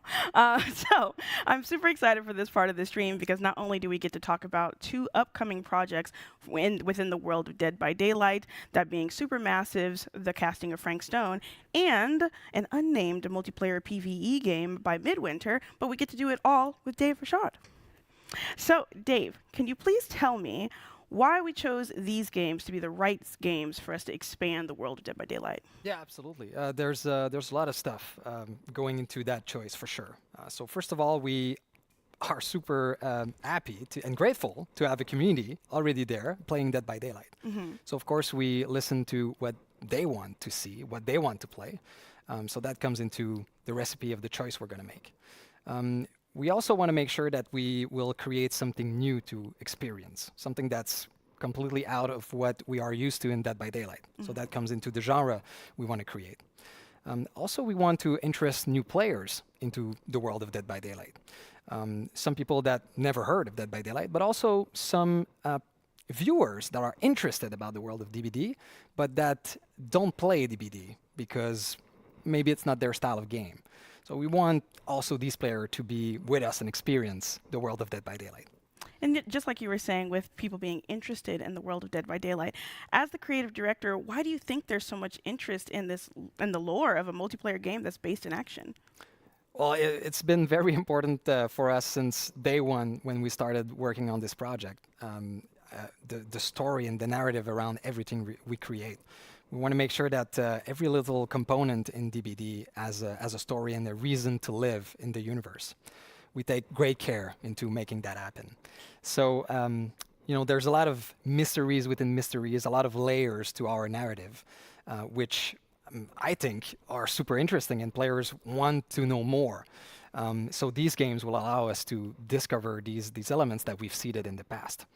Like every killer and every survivor in Dead by Daylight could have their own movie or their own game, really. Yeah, they've got so much lore. It's really amazing to just dive into. And speaking of lore, I mean, this is something we want to expand on with the world of Dead by Daylight. So we're doing that in one of our upcoming games, The Casting of Frank Stone. So can you tell us a bit more about that? Right, I can tell you a little bit. Yes. So, of course, there's different type of stories in games, right? There's games that have a static narrative that you experience. That's great. There's also games that the narrative is made very organically by the players, like DBD is a good example of that. The Casting of Frank Stone is somewhere in between, right? It's a game where there is multiple narrative, and based on the player choice, different things will happen, and based on their choice, different endings and different branching in the story will happen. So the Casting of Frank Stone is very interesting for us because it brings the origin of a killer and potentially survivors, and the players are able to play that. for the first time. You know, some things that we are used to see as a lore or a bio or a tome entry in DBD now will be playable. It's still in the Entities universe. It's still very much part of the world of DBD, but it's going to be out of the trials. So that's going to be an interesting take on our universe.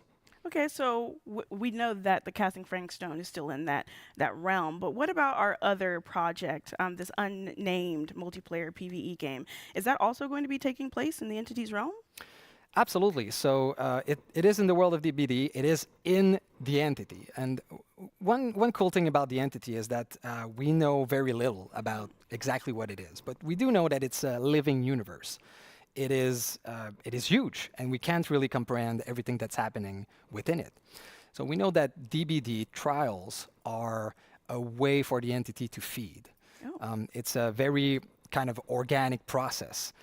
So we can imagine that there are other parts in the Entity that serves other purposes. And that is exactly what we want to explore. So that allows us to create new narrative, new ways to experience a game, new gameplay opportunity, new set of rules. So these are things that we talked about in the past and that we always wanted to explore. So that's exactly what we want to do with this new Untitled game. So in a way, the world of DBD that we've created is like a book with infinite pages. We can add new stories to it forever, hopefully. Just keep on reading. Oh, yeah. Well, you did talk about that, and is there any gameplay that we'll be able to see? That we'll be able to see. Well, yeah, I think so. All right. Well, thank you, Dave, for talking us through that. But now I want to see the gameplay. Let's see the gameplay. Go.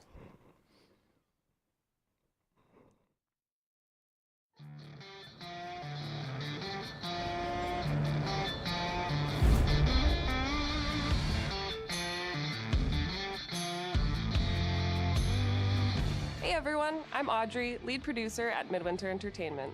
Last year, we gave you a very small glimpse of a project we started working on set in the Dead by Daylight universe. I'm happy to say that we have more to share with you on this game codenamed Project T. Instead of showing you a close to final game with some polished gameplay, we wanted to let you in on the development process. Right now, Project T is a work in progress, more than a fully fledged game. Our goal is to craft an experience with all of you and create something that you would be eager to play. Let's hear more about Project T with our creative director. Hey everyone. First, I want to say what an honor it is to be working in the Dead by Daylight universe. We love DBD's multiplayer thrills, and its dark, mature setting brings just the right kind of tension and danger for a game like this. In Project T, you play as trespassers, rough and tumble characters who have been whisked away from their realities and trapped within the Entity's realm. There, in a vast region called the Backwater, they discover they must work together if they're to have any chance of survival. And of course, they're not alone. The Backwater is home to horrific monstrosities known as the Thrall. These terrors come in many forms and have different deadly abilities. Their origins and nature are unclear, but they certainly don't take kindly to trespassers within their domain. To achieve your objectives, you'll have to battle the Thrall with every weapon at your disposal. The world of Project T is called the Backwater. It's a unique place, another twisted realm within the Entity's grasp. You'll be eager to explore this familiar yet ominous world, and it'll definitely give you the creeps. To add even more tension to your experience, we're building the Backwater as an ever-changing landscape, which offers a lot of possibilities gameplay-wise. To navigate the Backwater, we're thinking of adding trucks in the game. Since it's a pretty big area, you would need a way to go from one point to another while escaping the hordes of Thrall. But there could be other uses for the truck. That's something we're thinking about, and we'd love to see what kind of ideas you might have. As DBD fans, we're having a lot of fun creating this new experience as part of the Dead by Daylight universe. DBD is all about horror, and we want to make sure we're crafting something that horror fans will appreciate, from the different biomes of the Backwater to the look of the Thrall. Project T is still in early development, but that doesn't mean you'll have to wait another year to get more news. We're looking to get your opinions and share information, so we're creating a platform called the Insider Program. This is a place where all the players excited about this new take on the DBD universe can gather and be active participants in the development of the project. As an insider, you'll not only get exclusive information, but also in-game rewards and even the chance to join our closed playtests and give us your feedback. Join us to help shape an experience you'd like to play and make Project T the best that it can be. See you soon.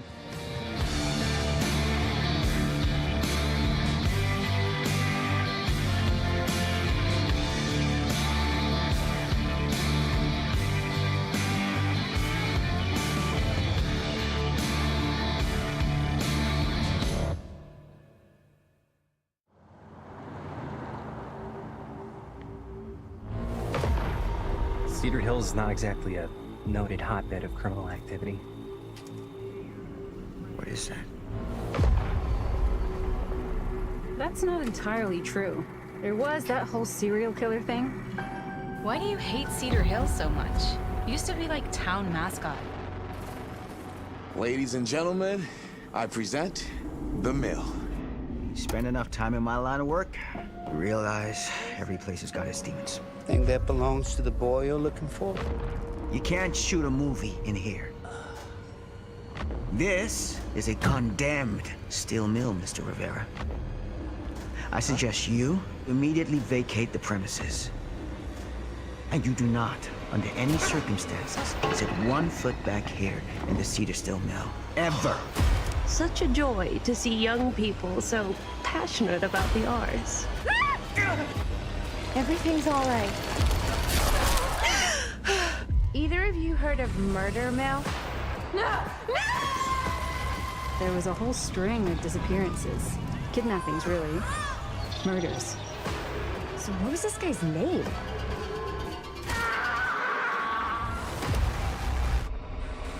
I don't think the police ever found this place. Fuck! Whoever did this might still be here. We can't stay, okay? We gotta go.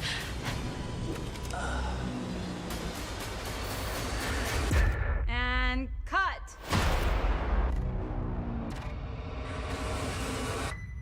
When you make dangerous cinema, you walk a dangerous line.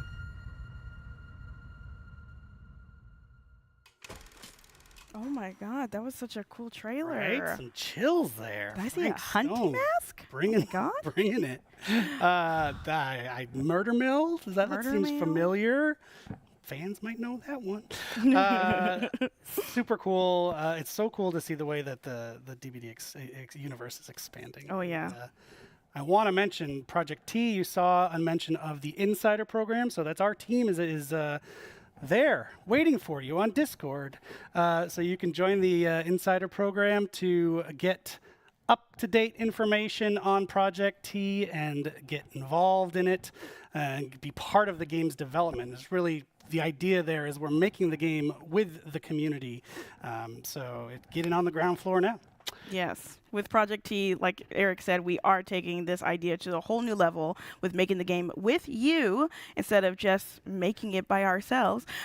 So if you love Dead by Daylight and you want to help with this new session-based multiplayer PvE game and bring it to life, sign up for the Insider program so that you can be in the know and get next steps.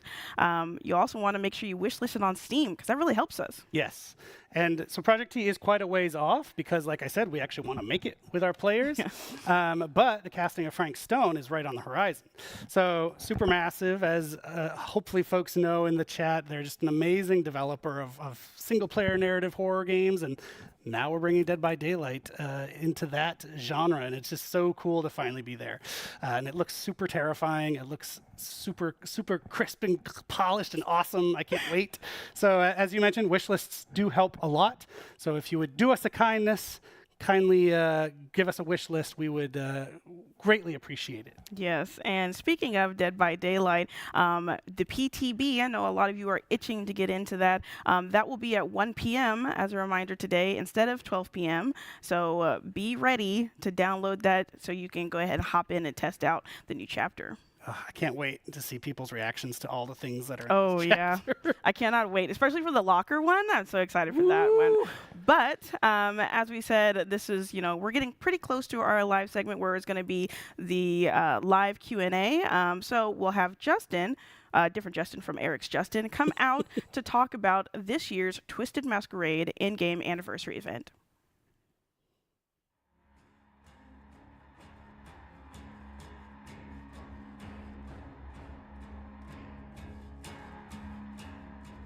Back again. This time I'm joined by Justin Banks, our senior product manager. Justin, how are you? I'm doing great. Happy to be back. Yes, welcome back to the anniversary show. And what would an anniversary be without the Twisted Masquerade, right? So the Twisted Masquerade is back. It happens every year during our anniversary in-game, and Justin's here to talk about it. So what have you cooked up this year? So this year, we got some amazing stuff. Honestly, I think it's our best anniversary event yet.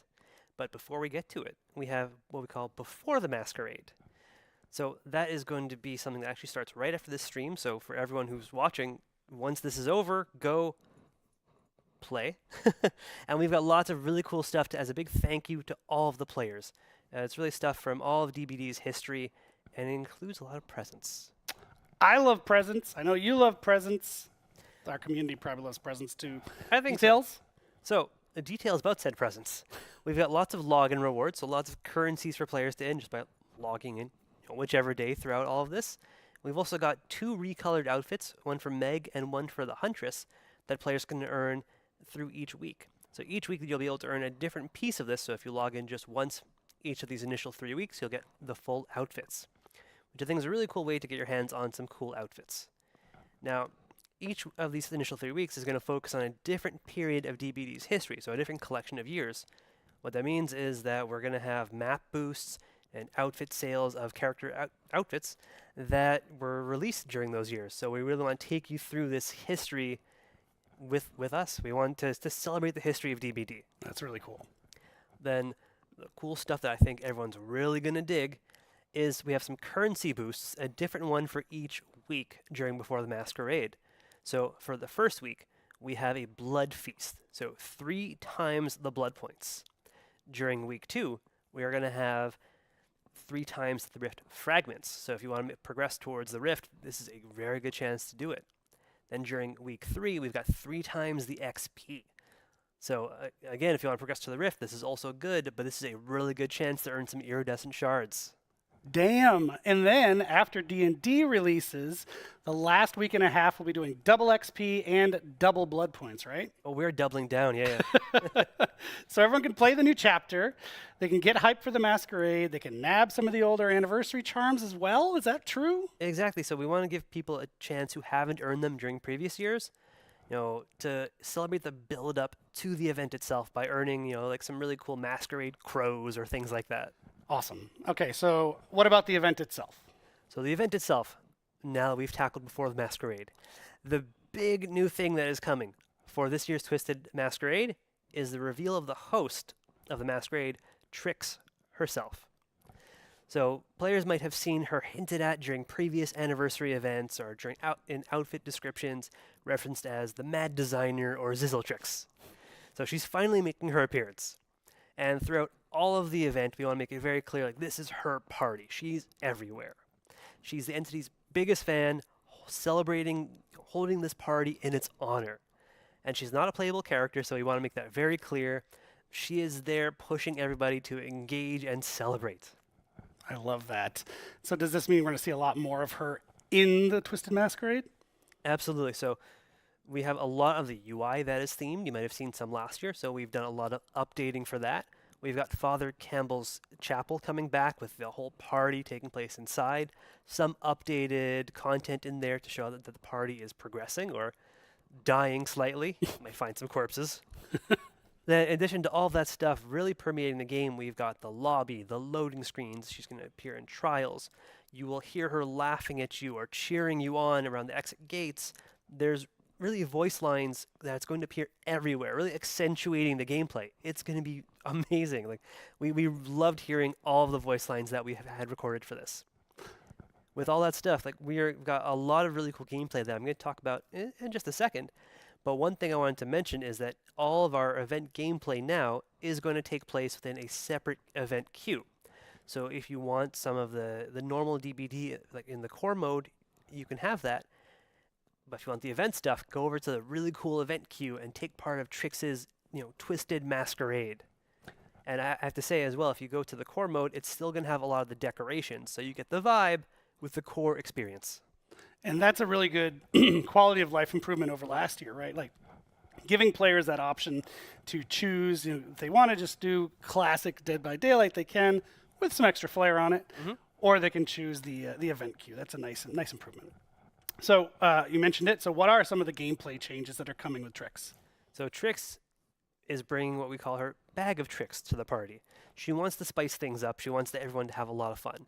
So what we've got is that as a match progresses, one of a series of abilities, or sorry, one of the tricks is going to be played on our players. And these are going to be things like giving everybody haste, giving people undetectable, spawning anniversary special chests or totems, some really cool stuff that's going to spice it up. And this is going to happen whenever 2 points are accumulated during a match. So at first I'd say 1 Trix actually takes place at the match start. Following that, whenever 2 points are accumulated from doing a gen, first hook, things like that, which each gives 1 point, that is then going to trigger another Trix to maximum of 5 during a match. So we want to really keep things interesting.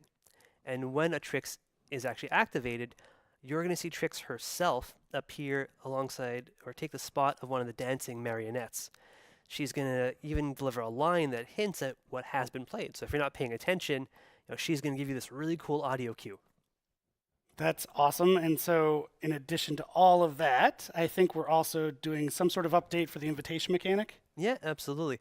So the invitations last year, we had players run around, gather those, and you could either spend it to use an ability while inside a chase, or escape with it to help you earn a mask. This year, there's no need to escape with it to earn a mask. That's a different thing. And we've even added outside of chase abilities to the invitation. So if you're someone who doesn't necessarily want to always be chased by a killer or wants to have a more diverse use for it, we've added that. So survivors can now go into quiet mode, so making a lot less noise, and can even do things like quickly enter a locker without alerting the killer. It's super useful to get out of that chase right away. That's fantastic. Or if they're nearby and you don't want to alert them. For killers, they can now use an invitation to immediately send a downed survivor to a nearby hook. And as I can say from playtests, it's really fun. I think the community is going to love that. Can't wait for them to play, but also I think there's challenges we've added so you can earn masks, right? Yeah, exactly. So this year, earning all of the masks is going to be related to engaging with event challenges and earning event currency. So all of them are going to be earned like this. That's going to be how you earn most of the rewards. And past masks and outfits that were earnable or in the store last year are also coming back. So if someone was not able to get those during previous years, those are all now going to be available inside the store for the duration of the event. And I have to say that we have also a licensed guest showing a mask this year, a Mr. Detective Tap. Amazing. Amazing. That's so cool. Look at those masks. Those are fantastic. There they are. Heck yes. Fantastic. Good Lord. So it wouldn't be a party without lots of rewards. What can you tell us about the event tome? So we've got a few staples that are coming back that we've done and seen huge success with in the past for the event tome. One is the community challenges. So we know people love to play together towards earning things, so we've got a lot of those. So if people engage with the event, work towards those targets, hit their own milestones, I think they're going to earn some really pretty cool stuff. Also in the event tome is some really interesting lore about the observer discovering Trix's world. So if you want to know a little bit more about her, play those challenges, earn that lore. Then we've got some really cool stuff. I have to say the Twisted Masquerade is one of our favorite collections to work on every single year. As soon as the art team's concepts hit the table, or I guess the monitor screen these days, we're enamored with them. We love working on this collection. So this year we've got 2 new 100% earnable outfits that you can earn through the event. We have one for Bill Overbeck, another licensed guest making his appearance in the Masquerade, and one for the Unknown, who is maybe trying to blend in a little bit at the party. Successfully. In addition to all that really cool stuff, we've got some Trix-themed charms and player cards that people can earn. Now, obviously with Tap's mask making an appearance as a reward, there's someone who accompanies him. So if people check out the in-game store during the Twisted Masquerade, they'll be able to find a really cool event-themed outfit for the pig. Yeah, now, there we it are is. Huge fans of this. I mean, it's got so many touches from the Saw franchise in there. I think it's amazing. Pig fans were on the edge of their seats hoping you'd say that. Amazing. So we've covered a lot. Are there any last presents for the players that we haven't mentioned? So there's a lot already, but we've got more. So Same as previous years, we're giving out lots of daily rewards to players. So there's going to be lots of currencies, like more blood points, more rift fragments, more iridescent shards. We're going to have a huge login calendar throughout the entire event. People are going to be earning stuff no matter what they do. And for the first time, that no matter when the player logs in, we're going to give them enough event currency to get a single reward from the event. Nice. So as soon as you log in, we want to get you started and start enjoying the party. I love that. Players are going to love that. Thank you, Justin, for your time and all that detail. So much detail. I hope people are psyched. Just as a note, the event in-game starts June 13th, but the Before the Masquerade event actually starts now, right after this show, today. And there is one last thing that we have not mentioned. It's all part of this wrapper of celebration, and it actually ties back to Dungeons and Dragons. Oh, does it? Yes. So very, very excited to say that we will be putting some Dungeons and Dragons Dead by Daylight dice, that's a lot of Ds, A lot. up for sale in the merch store.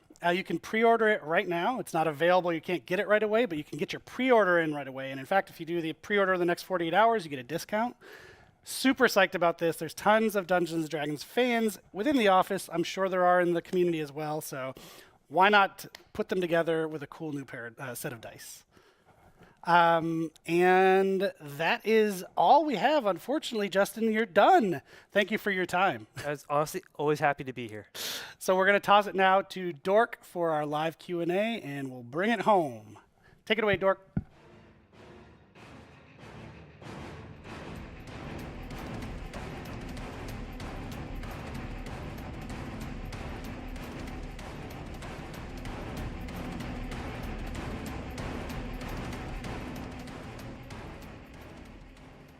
All right, well, I've been like teleporting all around today. Now I'm over here. So we've covered so much content today. We've been talking about gameplay updates to Dead by Daylight, the 2v8 mode, the new titles, the Dungeons & Dragons chapter, and obviously with all of this content comes loads of questions, which we will be taking the time to answer for you. I say we because it's me, Dave Richard, and Justin Brown. So let's go ahead and get started. So for Dave, question 1. In the Dungeons & Dragons segment, you mentioned 2 bards and 1. What does that mean? Are we getting 2 unique survivors? No. So there is 1 survivor, same perks, but there is a different customization system around this character. So it's similar to what we've done with the Legion. So instead of having like normal head, torso, legs parts, for the bard we have head and torso in one piece, the legs in another piece, and the accessories. And so changing the head torso piece, you can modify which character you want to be. Okay, awesome. Thank you so much. Okay, so question 2, how big of an impact will the Project T Insider program actually have on the finished game? I'll actually go ahead and take this one. We really want this project to meet player expectations at launch, so we want to make an open dev route, and this will allow us to proactively check in with you, our community, and fine-tune the game as we go. We'll be actioning insider feedback the whole time we're building the game, as your input and your insight will be highly considered throughout the entire process. So thank you. Question 3 for Dave. Will we see any existing Dead by Daylight characters in the casting of Frank Stone? Ooh, well, I don't want to spoil anything. I can say that the game features a new cast of characters. They're original. It's an all-new story, but there are a ton of little things here and there to discover linking to Dead by Daylight for the fans. Okay, thank you. Now you got a little treat. All right, our next question, question 4 for Justin. In 2v8, you said that there will be classes for survivors, but not exactly for killers. What does this mean, and will more killers be added in the future? All right, I'll start with the easy one. Yes, of course, there will be new killers added. Each iteration we do after this first one, we strive to add a few more killers as we move forward. As far as classes go, it's something that we're still really waiting for. There's a possibility we do something like a class system, but we're going to wait until we get this iteration into your hands and work with your feedback and see where we take this mode. All right, thank you, Justin. Question 5. What is the difference between a game mode and a modifier for Justin? Okay, it's just like what Matt said. A modifier is really something that takes a little piece of a standard trial and sort of adjusts it, like a darkness effect, maybe changing how fast or how many generators there are to do, or random perks. A mode is something that's going to fundamentally change the way the game's played, something really big and all-encompassing, something like 2v8. All right, thank you.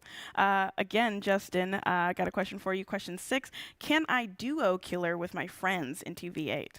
Absolutely. You can queue up with your friend. You know, you can get on Discord and talk to them and play killer together. Okay, so I'm super excited for that. That's going to be amazing. All right, our next question. Can we play 2 of the same killers in 2v8, Justin?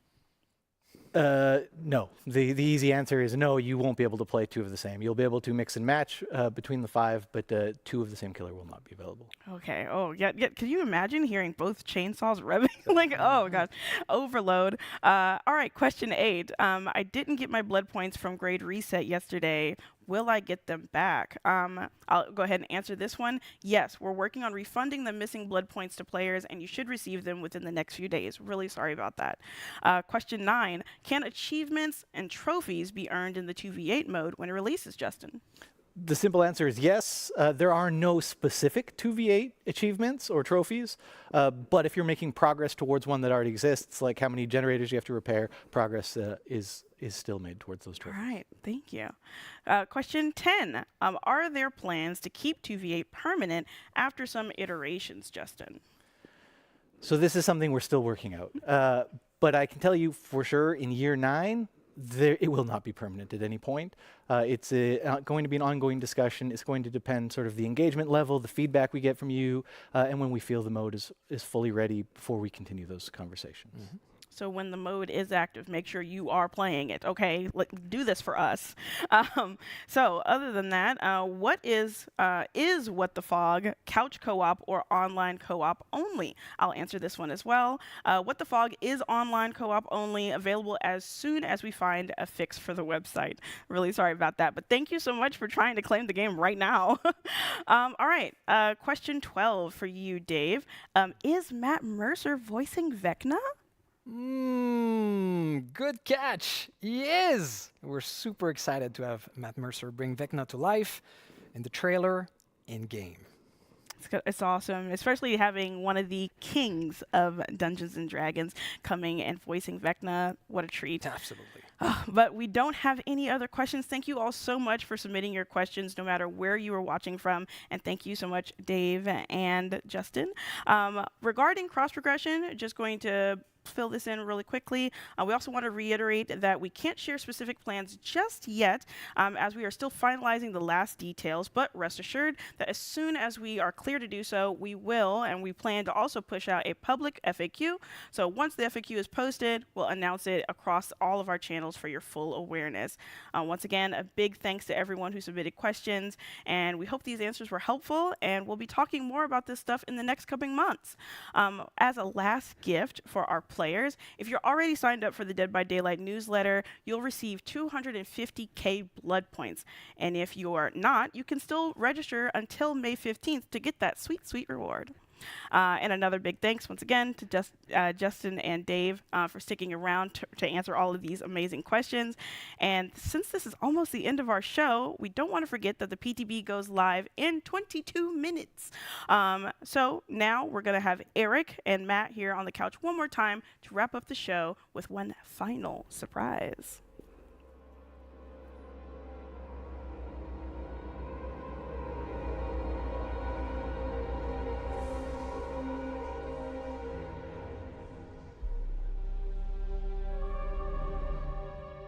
All right, this is it. This is the end. We've made it to the end of the show. It's been a great show. It's been a long show, and we thank you for sticking with us. We had so much to tell you about, so we had to do it all. But thank you so much. And look who's here to join me on the couch over there, Mr. Matt Cote. Matt, welcome. Thank you so very much. Well, nice of you to make it at the end. Yeah, sure. I mean, eventually got here. Yeah. Well, I was a little late. Had some surprises to work on. It's always something. That's true. But I think all the surprises are wrapped up for now. Thank you again. Hopefully you'll join us on one of our upcoming streams. We're going to keep these rolling. Maybe you'll join us on one of our upcoming streams. I'd be delighted. Be fantastic. And that's it. Thanks, everybody. Have a wonderful. Yes? I just want to say before we leave, so the people who have been with us until the very, very end, we have one last surprise for you. We like to close the show with a surprise. It's a bit of a tradition nowadays. So this summer, we are going to be welcoming yet another legendary set of characters into the fog. Dumb and Dumber? I don't think we're supposed to say that. Featured in over 30 games, an animated series, an absolutely unforgettable soundtrack, and much, much more. We hope you are as excited as we are to welcome into the fog this classic franchise.